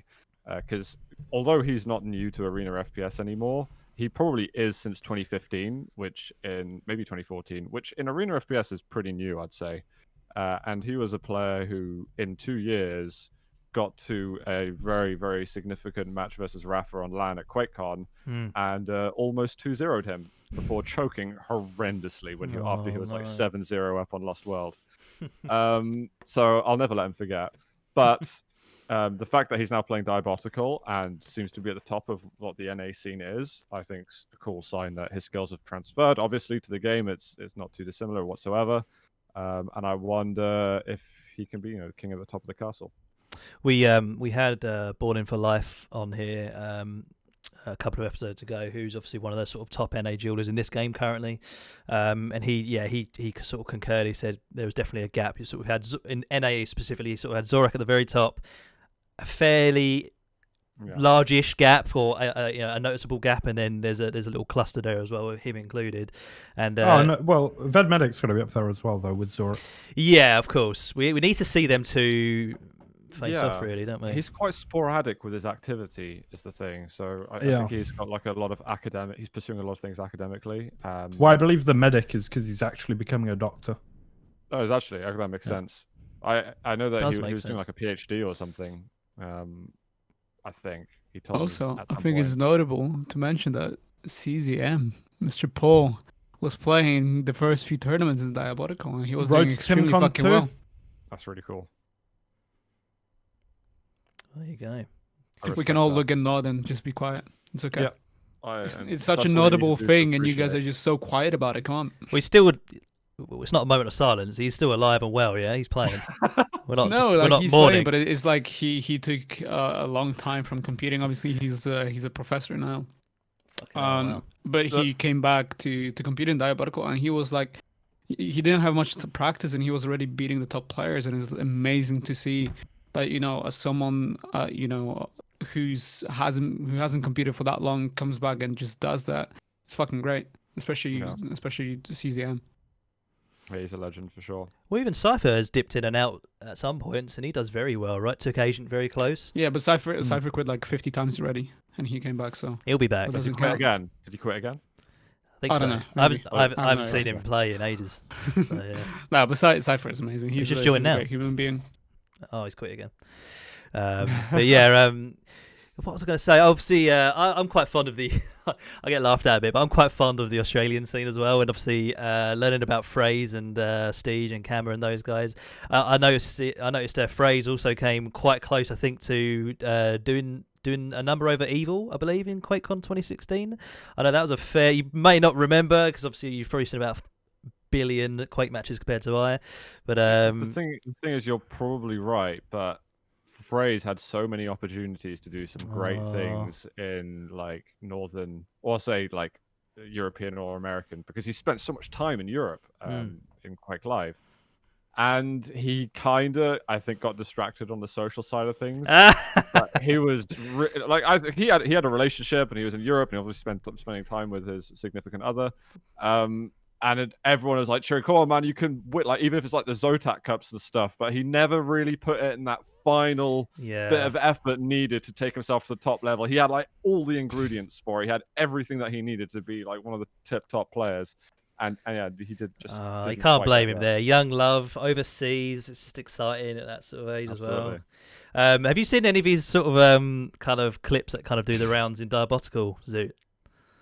From his stream? No, I feel like maybe, but I'll send you a list. I'll send you a little dossier that Okay. I've got assembled on my PC because there's some fucking bangers in there. There's some notable moments. Fraze in action. Him and Kama, him and Kama playing Wipeout and MacGuffin with their dad. Just the fucking some of the best. Their stuff. dad, their dad. Dude, their dad is actually doing good as well. Their dad. Dad's alias? Well, he got them. Well, I think in this game it's called Get Effed or something like that. But I believe, if I've got the story right, I believe he obviously played Quake when they were kids, and it's kind of they've been brought up with Quake and stuff. So, awesome. Fucking great, some great clips there. All right, are we doing it now? So the pleasantries are gone. We could end the show there, and I'd be really fucking happy with that. But Here we go. Zoot, I've got the tweet up. Oh god. I mean, I'd say that I don't want to say you caught fire or anything like that, but I think for AFPS, right, this did get quite a bit of attention, right? So you put a tweet out saying, "I'm scared that without some significant change of formula, Arena FPS is going to fall further into obscurity." And you said to me before we went live that you kind of thought that tweet might have just gone into obscurity and might not have garnered much attention, but that's not really happened, has it? Because the thing is, I've been probably fairly vocal on my own private streams, not really talking to like many people about it, but like, Arena FPS has been a significant part of my life, and there's been ups and downs with it, and I've gone through a lot of shit, a lot of great times, some not so great. And one thing I want, though, what I really, really want is Arena FPS to keep growing. But there are just like frustrations that I feel like certain things aren't being capitalized on, or maybe we're not trying enough new things. And really, it was kind of off the cuff. I wasn't trying to provoke any nasty comments, and really, I think it was actually quite a constructive discussion that everyone decided to have about it, which was super interesting to hear what everyone's thoughts were. But I feel like with Dibaotical, if I was to use that as an example, because Quake Champions, if I'm honest, is kind of old news in terms of we know what they've done, we know how old the game is at this point, that it's an early access, and we know that we feel that as a product isn't going to be changed a lot unless they decide to put some serious resources into it. Whereas if James and his studio and people he works with, he've created this really robust game. They've got a strong engine, and they've got people who are willing to make changes, and it seems like they've got this sort of like flexible path in front of them where they might not really know what they want to do yet long term, but that path is ready to be built, and they can flex the game to fit whatever that whatever that ends up being. I just feel like now they've made Quake Live essentially. They've added in a little bit of personality with the egg bots. They put in the Weeballs, which I think is really not capitalized on enough.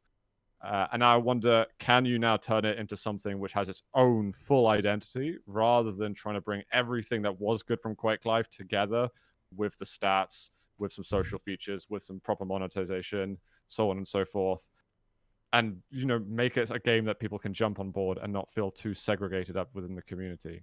That there is like a really probably ranted summary of my thoughts and what led to this tweet mine made. And I just feel like something more can be done. If it's not going to be Quake Champions, then James, I really hope that you're going to make some serious changes that are just going to drive the community to pull them together, and maybe get some of the old veterans to piss off for a bit, because we're honestly not helping the situation, and try and get some Zoomers involved, because I think we really need them. I mean, I don't disagree with the sentiment or the point. Obviously, I mean, I'm no authority on this.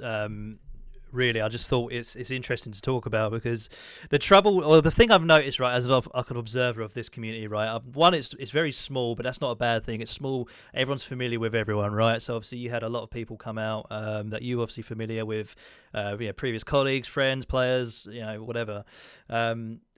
One thing I've noticed about this genre, just in general, is that everyone, first and foremost, they love it, right? They're passionate about it and they want it to succeed, just like you just said. But everyone does have an opinion, and I imagine there's for every 5,000 ideas, you can't implement every single one of them, right? So everyone's got a different slight flavor of ice cream with this game. And I think one of them as well is one thing I've noticed is that if you play CS or League of Legends or something like that, I can hit play. I made this comparison before, but I'll just say it again. I can hit play. I could be the worst player ever. I could be in Bronze League, but I'm playing the same fucking game that the pros are playing. It's just going to be a much less, a much worse version of it, right? You get players in this game where not only is the player base kind of small to begin with, but it's segregated within its own game, right? There's going to be some players that click on the game and never click Duel. There's going to be some players that never click Wipeout. Some players will never play TDM. There's some players that only play TDM. So not only you're segregating within the game itself, and it's almost like there's a hook missing that kind of nets everyone in together. So what they've done and implemented well is these custom server features, which I think people say this is a really important aspect. And I think alone in the way it currently is in the game, it actually doesn't really matter at all, because most of the games that you want to play, really, you just can go on the main menu and play them. The custom servers don't really have a value for you to build this sub communities in. What if you do is if you actually isolate a single mode, like one team mode, and maybe stick Duel on the side, because it's pretty a core part of arena FPS, and then you say, well, suddenly these custom servers actually serve a real purpose, because if someone wants to go and play Instagib, you know what, they actually have to build that community around it, because Instagib isn't going to be the mode that you hit play and join the game and that's it, you're in game.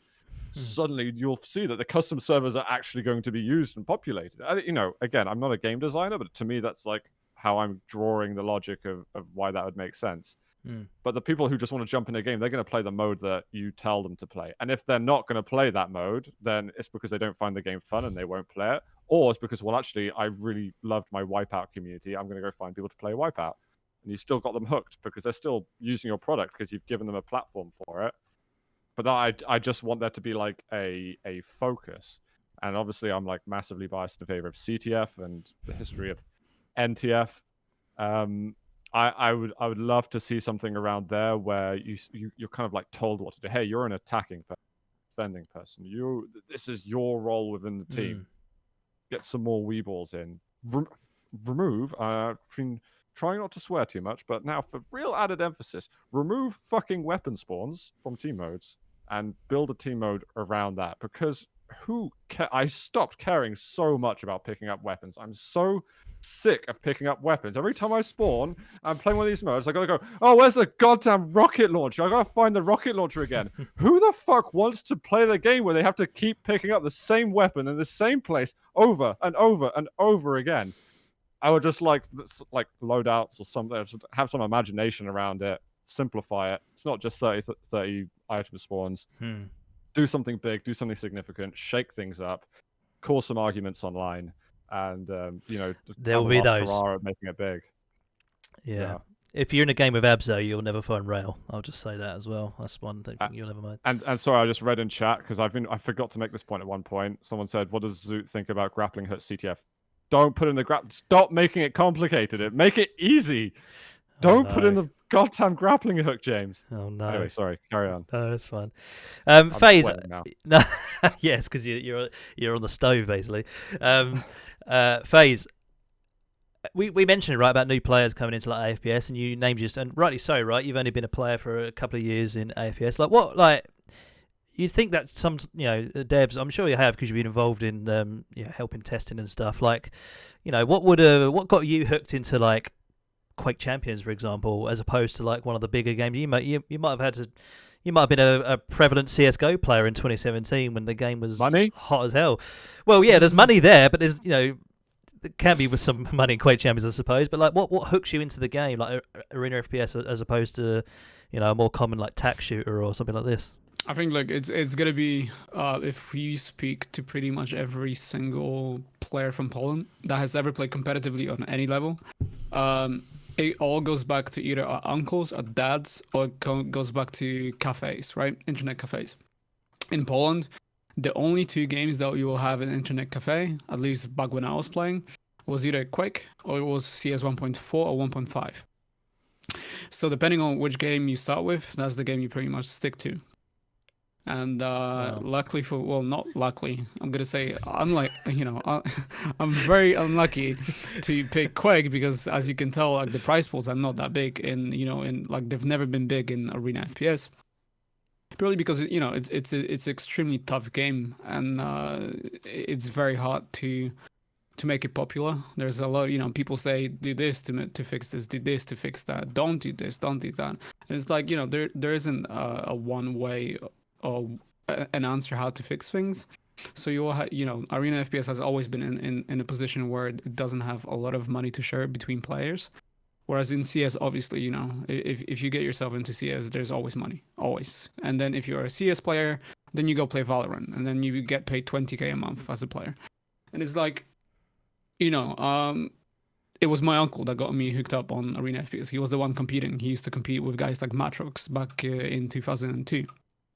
So that's how I started playing Quake. Wow. So you basically had 2 doors to pick and you walked through the Quake door. 2 doors, and I went through the door and I knocked myself out pretty much because of that. You locked yourself in. You can't get back out. And I locked myself in a way. Like, truth be told, Quake players are dog shit in all the other games. They can only play one game, pretty much. That's why you don't really see a lot of Quake players succeeding, or at least the pros succeeding in any other games. You will have people like, Rafa. You will have people like Cypher or Close who succeed in some other games, but wins. It's not likely to happen. And wins, of course, wins, but Hey, normally it's not likely to happen. Ron is in chat and chatting And Ron as well. at the moment. I just want to say, no, of course, and Ron is doing really well in Aimer7. He's playing with Luminosity Gaming guys. They qualified, I think, a couple of days ago, if I'm not mistaken. So good on them, really good on them. But other than that, it is what it is, and I still gonna like Arena FPS. I'm not gonna just give up on it because there's no money involved. Saying there's no money involved is maybe a bad take. There isn't enough at the moment for a lot of people to compete, and as you know, people start competing in games when there's more money involved, and it's always been like that. Like you give them money, they'll start competing. I think Fatality's Aimery in a cup proved that in microcosm. So you go through those 29 rounds all day for the money. I wouldn't have done that for free for sure. Joel, what about you? Because you're also quite a young gun compared to I. You're lower 20s. What sort of attracted you to like Arena FPS? I think it's the purity. I think it's the sort of simplicity of it. Because bear in mind that I'm only really attracted to Duel, the team games I cast, but I wouldn't play myself. It's this very analog design where aiming is, of course, like super variable. And movement is as well. And so I think that Arena FPS are the best analogies to actual sport in terms of the physics. And for me, it really is all about that kinesthetic feeling when it comes to a game. And Arena FPS has that in spades, especially Duel. So it's a very simple reason for me. There's no great philosophy behind it. It's obviously very obvious that there's not one single answer as to the issue or the concern that is gripping AFPS in general right now. You only have to look at Reddit and you see these big hyperbole titles like this game needs this. It's all in caps. Like, this needs this to survive, and you see these fucking things every week. and it's. I think my personal journey, I've kind of done it backwards. I think what probably happens. Yeah, why are you here? What are you doing? I think what probably happens is, these sort of classic, TDM, CTF type, arena games. They've been done and done and done for for decades now, and when things like CS or Overwatch, or I know they're based usually mods off of older games, or let's just change genres like League of Legends, right? So MOBA, I would imagine, is a fairly, especially the mainstream MOBAs now, are very new ways, new takes on old mods. And it's always a lot of these things. They're very teamwork based, and you can go even further, and they're very character driven. Like, you're playing this role, and this is your way to help your team win this. Whereas Arena, it's completely wide open. It's like, how do you make something out of nothing in a lot of ways, and you've got complete freedom. And I think that kind of frightens people. And I basically got tired of you're stuck in your role for this game to try and help your team win type games, to sort of discovered the freedom of this genre, and that's why I'm here. But I think a lot of people have done that the correct way around, where they've gone through the rigors of the Arena FPS, they've gone through the gymnastics of that, and now they're looking for something a little bit more kind of chill and teamwork based. Whereas so that's an interesting, like, and I think, like, because that's the hot thing now, it's just going to keep growing, right? Because obviously young kids who are impressionable at schools and stuff, all their friends are watching Fortnite and Battle Royales and whatever. They're not, some kid isn't going into school saying, oh, look at the fucking Quake Live, QuakeCon 2016 duel, and come, let's go and play that. It's just not going to happen, is it? So the thing is I feel like the game Dibaotical, actually the art style is totally fine for the demographic that 100% to attract to the game. Yeah. I was hearing a bit about Krunker.io, who've been going around my Twitter a little bit, and I was looking into this game, which it looks like Minecraft combined with, someone's modded in some CS weapons combined with like Painkiller. Yeah. Funnily enough, it's like it's madness. And I was like, if people are finding games like that really popular, then there's no reason why Dibaotical can't shape itself to at least have that chance. Doesn't mean it will be popular, but maybe it has, like, there's a glimmer of hope there that something can be done. And I was thinking, what are some, like little features in it to simplify it? Because in Krunker, you have this Painkiller movement and everyone loves it. I was like, well, what if you just didn't put a cooldown on dash?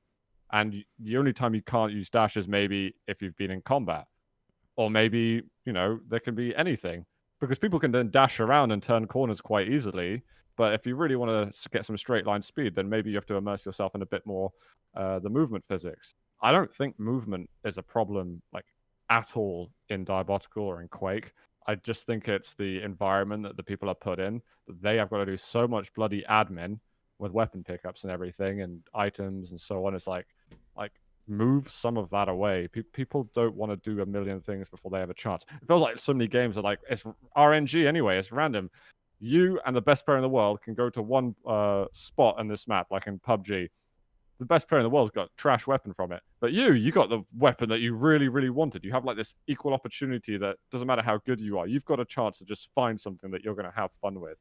And I feel like, put those items in people's hands earlier, and then they're more likely to actually, get some satisfaction of some sort. And what you're doing there, Zoot, you're treading on the dangerous ground that is, how do I please the new player and the old players at will? Because I think what the old players quite like, or so say the pure AFPS fans who have carried the genre for all these years, they're not going to enjoy the fact that some kid like me can come in and potentially have an equal chance of killing them. So I've said this before, I do not envy the devs task at hand here. It's clear, obviously, I don't think anyone's wanting the game to be more successful than the studio that built the game. I imagine their company is very much hoping that they can pull the rabbit out of the hat and make sure it's fine. And the thing is, it's very easy to get like dragged into the negative sort of cyclone, unless you're Phaze and you're Shrek or that guy from TF2, the heavy guy. What are you giggling about, fam?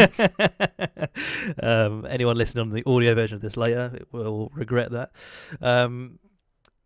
Yeah, I mean, it's tough, man. And the trouble is, there's so many fucking voices and so many people that have ideas, which is, I'm assuming, it's great. It's better than having no ideas, but it's weird because the game modes, I think everyone can agree, can be better. I'm actually really interested in your take on CTF. Obviously, being a bit of a CTF connoisseur, I'm sure you would describe yourself Yeah. as. Because for me, obviously, I've played when I was growing up. Halo was my main sort of first foray into competitive gaming. Like I'd watch the MLG events in like '06, and obviously CTF I know it's a console game, but CTF was one of the core game modes there, and it was one of the most fun ones. And I didn't realise, obviously, it wasn't until I got onto this game, into Diabotical, I didn't realise there was fucking roles. I was like, what? What do you mean? I've got to either defend or attack, and Abzo stuck me in defence, and I completely fucking missed everyone coming in. All I was doing was concentrating on the next armour coming up. That's all I was thinking about, and I didn't kill anyone. But yeah, I mean, I'm interested because you made another tweet, obviously, I think it was a week ago or so, about CTF. Yeah, I mean, so I played CPMA for a bit, and so let me pick a different angle. So this thing that I talk about is NTF, which people have heard of. NTF is called Not Team Fortress, so it's essentially like a variant of the original Team Fortress, but it's based on CPMA, and it's one of maybe I would say it's lesser played at all, but it's on CPMA, which is a mod of Quake 3 Arena, and then there's obviously Quake 3 Arena now, which no one's going to play. So it's like this mod of a mod of a mod, but it was really, really engaging because I was terrible at CPMA.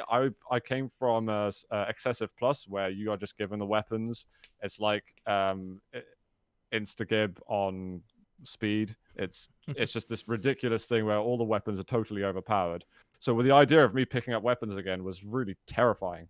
But in this CPMA mode called NTF, I would just select, hey, do I want to play Visor? Do I want to play Tank Junior? Do I want to play Slash? And each of them would have a couple of different weapons of themselves. Tank Junior would have the slowest movement speed. Well, it wouldn't be significantly slower, but he had a lower jump, which meant you couldn't do quite as many eccentric things as some of the other characters. But he had a rocket launcher and a lightning gun, and you could defend against other people because you had these weapons, and nobody else would have a lightning gun. And then you'd have Scout, character, which was based on Slash, I think. And I think it had like a grenade and a rail. So if someone goes up to you in close range, you're absolutely stuffed. But you've got a chance of picking off some people, maybe putting a little bit of pressure on the defender, but without actually probably being able to commit yourself to being a flag carrier and bringing it back. And each of these characters had their own weapons. The only way you get more ammunition is by killing someone, and you pick up like their backpack. You would get, I think, 5 or 15 armor from it, and you'd get a little bit of ammunition to use. And it was just really easy. It was in this mod of a mod of a mod, and it was just super, super fun. I just think with a framework like Diabotical, if you were to implement something like that, and you say, hey, well, this is the pick process. We're going to pick the map, so everyone picks the map. Then everyone selects their role. There are suddenly people are sort of engaged. Oh, there's a reason to actually talk to other people because this guy wants to be defender, but actually I really want to be the defender. So, you have this maybe role cues a la Dota 2. And this might not be the answer at all. This is just my line of thinking because I'm a little bit obsessed with it. I just feel like suddenly if you can put everything else onto custom modes and just make a mode like that where you've got rid of weapon spawns, you've got rid of this annoying stuff. God, you can even take a whole load of other resources off the map, do something with the power-ups. Maybe you can make like a round limit-based version of it.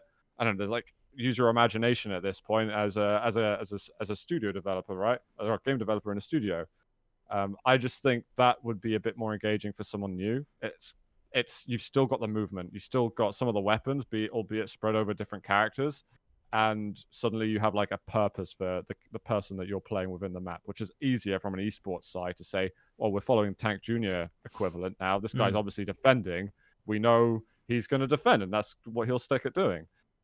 So, yeah, I some very serious and difficult decisions need to be made. And this is like a bit of a tangent. I worry that the environment that James is in is he's in touch with a lot of really good, strong, old school veterans who I feel like might be thinking more about the game they want to play rather than what their game should be. And I really hope that, this would be an avenue to having some more commercial success. Again, this is just like throwing thoughts in the air, but I feel quite strongly on the topic that we haven't pushed the boat out enough in Arena FPS to test this out, and that someone needs to do it because otherwise, hence that tweet, we are either going to fade further into obscurity. I think I was just thinking as you were just going through that, like I think Sorry for my obviously monologue. no, that's fine. I'll just make sure GMC's awake. I just want to say something. Go Phaze. If we're talking about serious notes, I'm running a little bit out of time. I might have to go now. Who is this guy? But I left you with a nice picture that you can replace. You know, you don't have to listen to me Don't anyway fuck because up I'm my not talking overlay much. phase. I'm so sorry, but I Nah, have to it's go. We love, we Zoot, love you. amazing having you again. It's good to see you. Love your face. Likewise. But yeah, I do have to peace out. So I'm sorry, guys. Sorry, chat. Sorry, everybody, for cutting it off shortly from my side. But those That's guys right. will carry on talking. And Top dono from chat can jump in your place, I reckon. yeah. Of a bidding war. Thank you so much. Sorry about it. I No gotta worries, man. run really quick. Okay. Ciao. Yep. Bye. Leave me a picture though. Oh, he's not done it. Oh, Messed Motherfucker. up the overlays. He's messed up the overlay. Amateur. And I'm I not. gotta be honest, boys. I really need the toilet, like badly. That's fine. Me and Zoot will just carry on, mate. No, I'll be you're back just- in a sec. I think you were about to say something as well. Go GMT, go. Yeah, fuck Okay, off. I'll Talk be back about in a you. sec. We're going to talk about you. Don't come back, or maybe I don't know. Whatever. So I wouldn't shut up for so long that I pissed off 2 people who are now not on like the stream anymore. They're like, Jesus Christ, this guy just won't shut his face. Oh god. I was gonna say like the bigger picture of it. I think is like, I know it's coming, but like we need that community server service sort of ASAP, because I think games like this, the longevity especially will come from the community themselves, right? And I like to think that Too Good and the boys will have no issue whatsoever in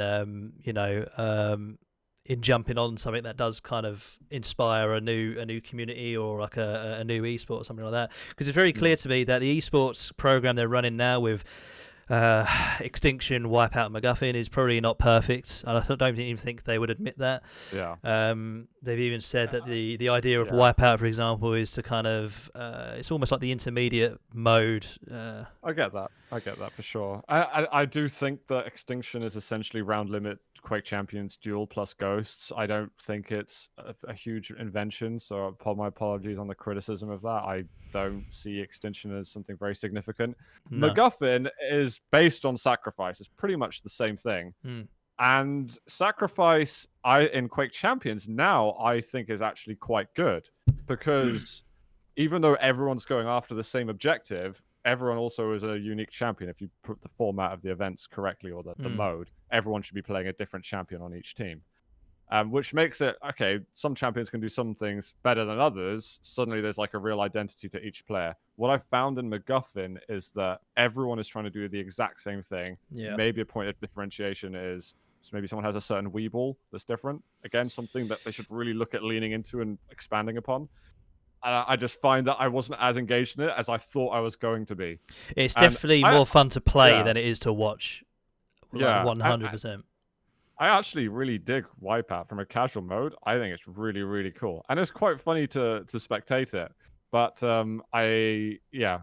in terms of finding some more depth, I think that needs to be explored. And definitely James's ideas on how to build on that, I'm interested in. But I don't think I'm interested in it in the way that, make it if you're going to do something like that, make it your only mode that you hit play and that's it.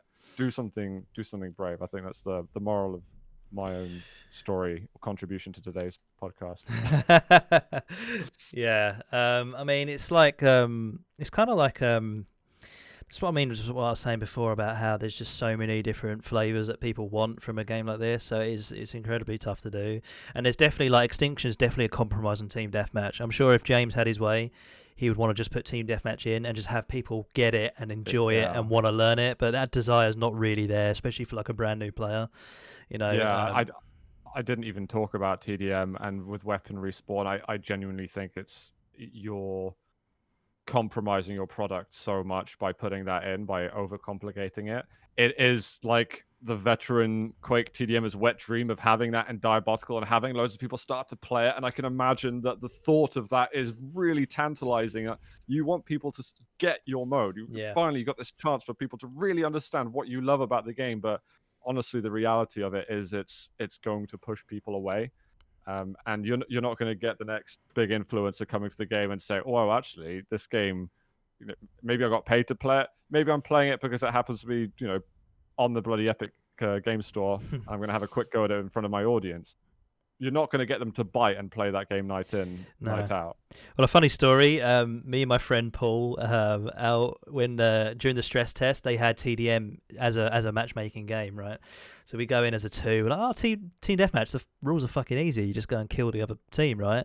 On the other team was Too Good himself, just by chance, and 2 other guys who I think are kind of not known, but like they're recognisable, right? They weren't complete new players like me and my friend Paul, and obviously we got smashed. I don't think I even picked up a weapon, and I was like, maybe let's just put that down for a little bit. But just, what if I was I don't know, Summit or whoever, and maybe even in when they do their sponsor streams, I don't think that's a good way of getting people to jump into a game or at least fall in love with a game.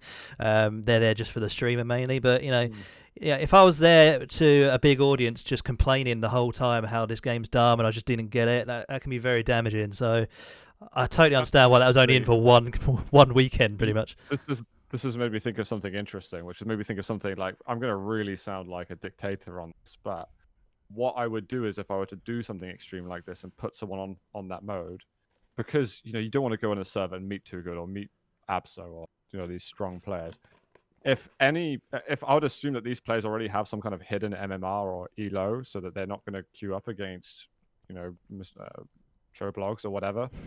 Say if any player puts on a fake account, any player who is looking to compete in esports, if they use a fake nick, I would ban them from esports, because then suddenly you don't have this chance of like they're just going to steamroll over new players. I don't have any like names to call out of people who like doing it, but I really I think there's some very serious and harsh things that they need to change to like help. And that's what, when you're looking at something as desperate as that, which maybe I am, and maybe I've gone too far with it, I'd be like, seriously guys, like stop bloody fake nicking in order to win games and feel good about yourself. Yeah. Well, we'll look forward to that when you make your game. I know I won't be. I wish, you know what? I wish that would ever happen. Like, because now I've seen what Dibaotical does. It's like, oh, I'd love to do this and this, and it's like it's inspiring, right? But I'm like, I also know that James has gone through a hell of a lot to make this a reality. Yeah. And now I just sit here on the sidelines and seemingly bitch about it, but it's honestly not because I don't like product. It's because I just want it to be more, and I think it can be more. And I love Arena FPS, and I'm always going to hope for the best for it. That's always the lens we need to look at any of these sort of discussions on. That's the lens, right? We all want it to do well. Yeah. I'm getting shouted out. So I was only fucking around when I said what I said, but thank you, Atomigo, for £5 donation. But it was eclipsed by Napalm 3D, which it came through as £11.69. I don't know if that was intentional or not, but probably $15. Probably $15, yeah. So Napalm, actually, genuinely, Napalm, you can jump in here if you really want. I can add you to this, but let me know, man. But I think we're coming to the end. But this is the longest show we've done so far. But I'm happy to carry on sorry going. for that. No, it's absolutely fine. It's absolutely fine. I didn't get GMT's take on. Yeah, I was just about to throw over. All right. Like hogged the microphone a huge That's amount. Right. Zoots hogging. I was on the toilet. Don't worry. So I'm game design agnostic, basically. I don't think it matters. I don't think it matters what the game is or what the game isn't. I think it's purely about communicating our love for the game. Look at a game like Smash Brothers Melee. When the documentary came out in 2013, 2014, it was a game that could only be played on CRTs locally and didn't have full-time players. Yet everybody latched onto it because of that documentary. And that documentary was something that communicated the greatness of the game.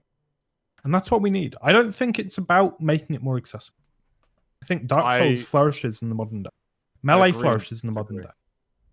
I agree and disagree. I think you still got to have that focus point. And that you need that spirit. You really, really, really need that spirit. But I think if you address the accessibility, then what, you're going to only multiply your chances of success. I see. I just don't say. I think it's purely like. I mean, I'll put it this way: StarCraft Brood War has 25k non-Korean viewers watching Flash this weekend. Awesome. Huge. What else would I put up there with? Like, Melee's a great example. Quake World, the community, is a lovely example. There are more Quake World TDM pickups going up right now than Dibaotical TDM.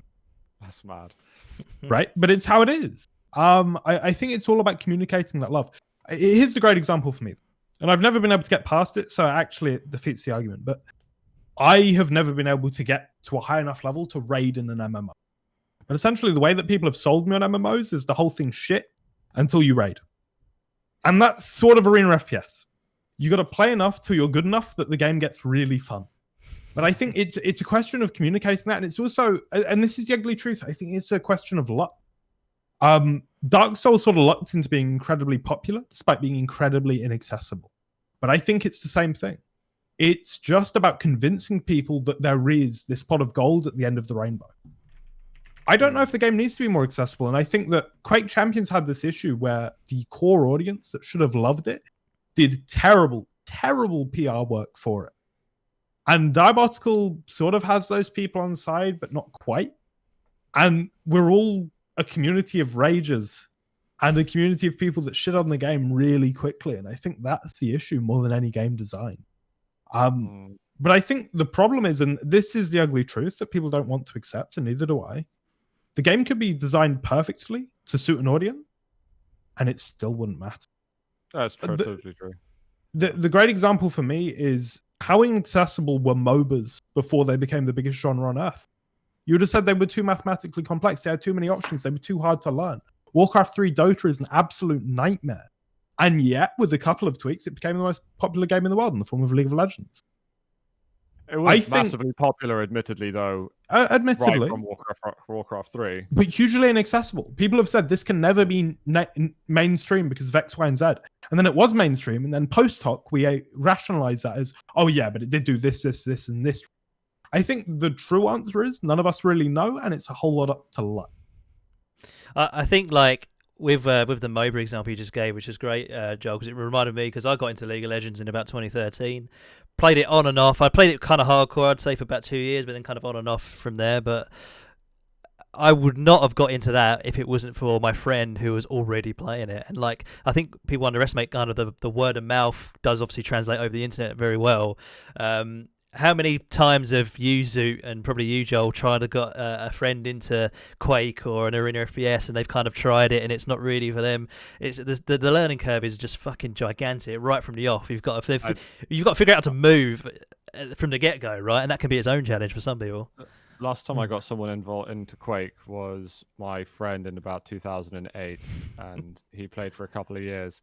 Otherwise, I've had my wife, my sisters played a little bit, and they'll play for a tiny bit, but my wife plays Dota now. She plays that any chance she has spare to play a game, and that's not like an easy game to learn. Not at all, no. But those games, they have something that kind of it's addictive, right? You had an interesting, it's a slight variant from this, but you made a question earlier about what got you into Quake. I think for me, it was the social side of it. As soon as I realized that I could make friends and build relationships, and you have like that whole clan war, you get roped into learning about, oh, you're building a community, and then, oh my god, this community actually goes versus another. Like, I think there's something to be said about enhancing the social features in Quake Champions or Dibaotical or whatever. There's a lot of modern game design elements which are being adopted that I think arena FPS still needs to get behind, and there's probably even more social elements that haven't even been used a lot, which have been an old part of gaming. Like Dota introduced a guild system recently as part of their battle pass for TI, and that's been incredibly popular for people. Wow. I would like to see some innovation, some creativity, not trying to wrap yourself around a product that's already existed for a whole number of years. While I agree that there's spirit, I also think we have to like get with the times as not ourselves as developers, but as Bethesda or Good Studio. They need to do something that is with the times. And I think Quake Champions, it was kind of at the back end of like the loot boxes, right? And they kind of missed that entirely. Their monetization was just awful. They just as it was going out of fashion, they're like, "Hey guys, we're here to the show," and like absolutely nothing going on. No one excited by the loot. I've got a question about monetization, because I'll be honest, battle passes, I take it or leave it. They're okay for me. I haven't seen personally tons of value for myself within the Dibaotical battle pass, but what I see a lot of value in actually is the statistics that they offer you, the way that you can look at the data on your games, analyze yourself as a player. If I had as much time to play games now as I did before, I would be obsessed with that. And I wonder, why wouldn't you monetize that a bit like Dota Plus? To me, this seems like a no-brainer. Find a way to take people's money. Isn't that what you're meant to do in capitalist society, right? I just feel like they've made so many amazing tools, and it's like, well, just give them to the free. Like, don't put a paywall somewhere, otherwise you're not going to get any money from us. Yeah, I mean, I must admit, I do when I spend on the battle pass and things in the shop. My primary reason is to just support, just to give a bit back to the devs rather than excited about new stickers, because I've just kept the same hearts on my bot forever. If you play, I don't know, The Witcher, or maybe it's a bad example, if you play like CS or Dota or League or something, you're not saying, hey, they're getting my money and I support this studio. That's not like your feeling. It's not like a sympathy purchase that you're making. You're looking to extract some kind of value because something has caught your eye. No matter what it is, it doesn't matter how benign it is, you just want it. Yeah. And I think you need to, the good studio need to do that with Diabotical a little bit. I think as well, just in this just in the current like COVID climate that we're kind of obviously living through right now, I do think that's a damn shame, because one thing that gets, I only go on my experience and what, obviously esports is hugely popular right now and there's a lot of money to be made in esports. One thing that would capture my attention would be, I'm not saying this is the answer, obviously none of us know the answer, but like, it's such a damn shame that we can't have, even if it's just a really small LAN, and you get you can somehow get the crowd white hot for like a duel tournament or something like that. I think all you'd need for some good promotional material would be some sort of small clips where the crowd are going nuts at a frag or of a win or a map win or something like that. And it's very tough to capture what Diabotical Esports looks like right now with online-only events. Like I said, you can get a small amount of people to make a fucking lot of noise. The music I go and watch live, there's not a lot of us at all, but you can get a fucking lot of noise in those punk shows. And, I think stuff like that is, unfortunately, just of this circumstance we're in, we can't capture something like that. And I think Rocket League does a great job of that. I mean, they didn't start off as huge as they are now, but you go back and watch some of the old Rocket League sort of world finals, the fucking crowd are going berserk over passes as well as obviously the goals and stuff. I think that really people, it's kind of like this is a bit of an old-fashioned so don't hate on me too much for this non-2020 take, but it's kind of like when you take your girlfriend to the football, and if the atmosphere is great, I've had it before, they get into it as well, and they might not necessarily give a shit about the game, but it's the atmosphere and the social element and the the buzz. That's what I'm trying to say. I think that's where Diabotical's kind of got to create that future and that legacy for itself. I hope it does. Yeah, for sure. Joel, have you got anything to add, young man? No, I think I sort of said my piece. I think it's about communicating our love for the genre more than the genre changing, but I can see all sides, and I think honestly it's a question that none of us can with any confidence answer. It's hugely speculative. I can pretend though. You can pretend. It's fun to pretend in it. Just no. I mean, listen, they're doing they're doing 100 patches for 100 days. They've also just hired a new lead programmer according to James's thing. So Firefrog, I presume, isn't now just the sole the sole go-to guy in the building. So hopefully we'll see some new stuff come. I mean, their engine, from what I've heard, is extremely flexible and can bend in what way, and I'm looking forward to the community content server as well.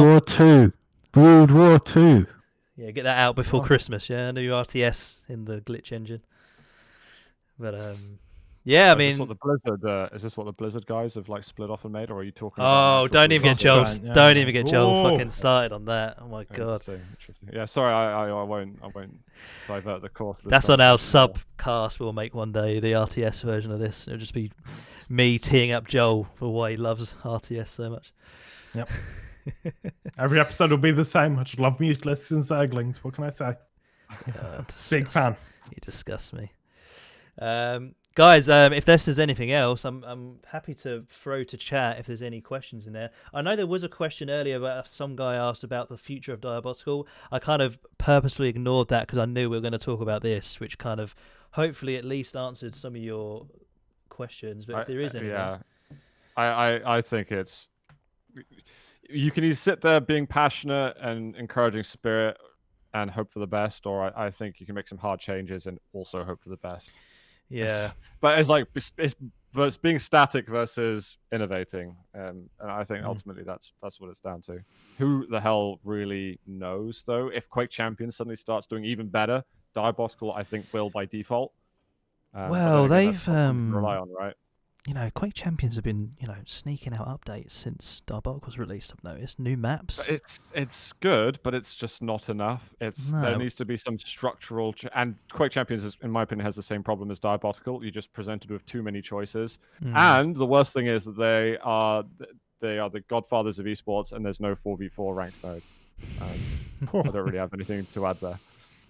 Well, one of the worst case scenarios that I was kind of worried about was when Diabotical released, it would split an already quite small community and both games would suffer. And I was like, please don't let that happen at the very least. I'm not a Quake Champions. Yeah, I'm not a Quake Champions fan, by the way, Zoot. I tried it about 2 years ago. Me and my friend played some 2v2s, but it just didn't really click with me. I'm not really a big champion type fan, and I'm totally fine with that. And I'll say what everyone else says. It ran like shit on my PC, believe it or not. So that was another good one. Zoot, you're getting the obvious questions. Are you coming to cast Diabotical at any point? So I'll throw that to you.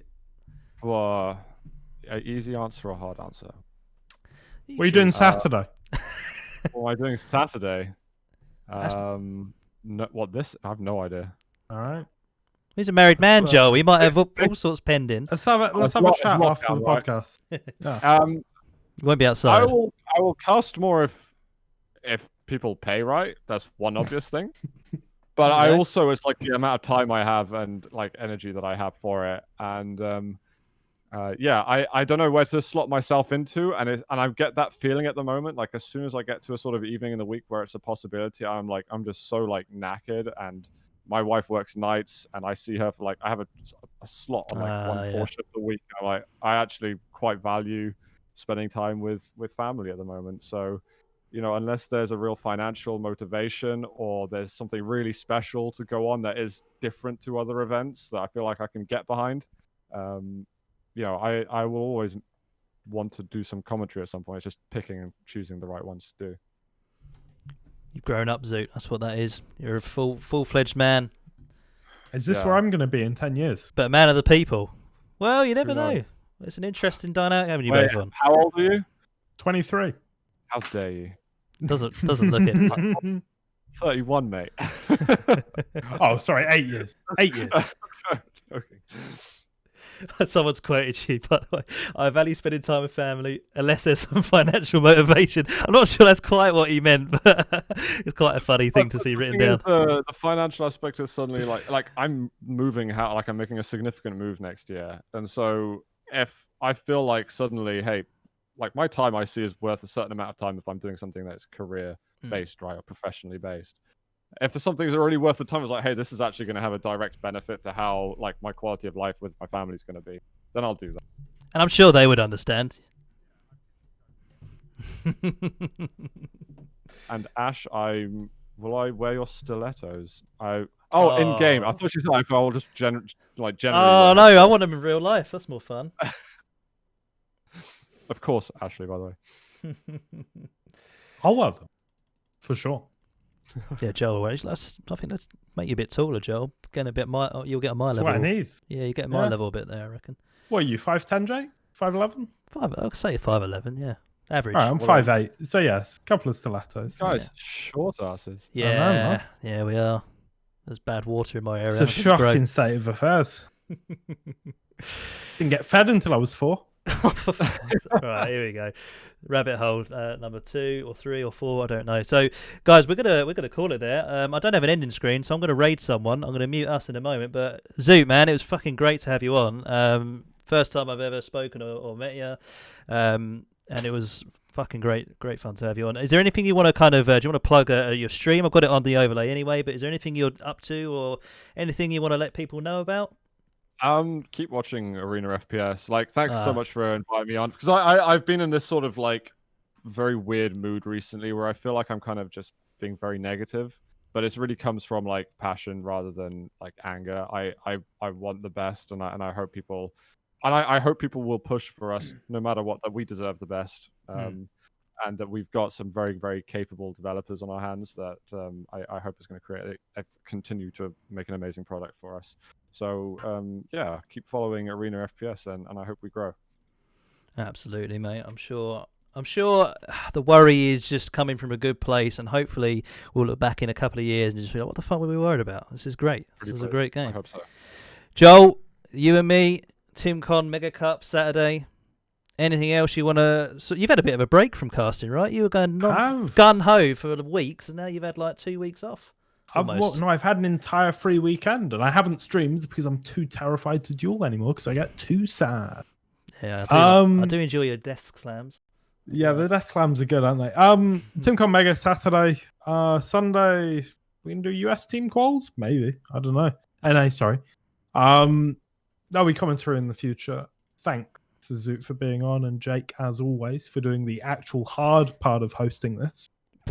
Really. I'm sorry again for that interview, the casting thing that happened years ago. I'm sorry. I want to formally apologize. Off stream this. We're going to cry. There's going to be tears or something.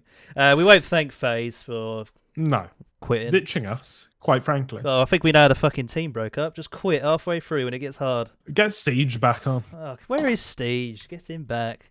Thank you guys for hanging with us as well. This will be going on YouTube, but we're also on bloody actual podcast apps now, by the way. So if you want to get this, just search the Smileyblue podcast on Spotify, Apple Podcasts. I got an email saying it's on Google Play. I haven't verified that. I don't have an Android phone, but just search it up if you've got one and have a little look. See, yeah, of course you've got Android. Of course you have. Yeah. Anyway, I'm gonna raid Buckster because he's dueling, I think, and we need to show Jewel some love. So, adios, amigos. Take care.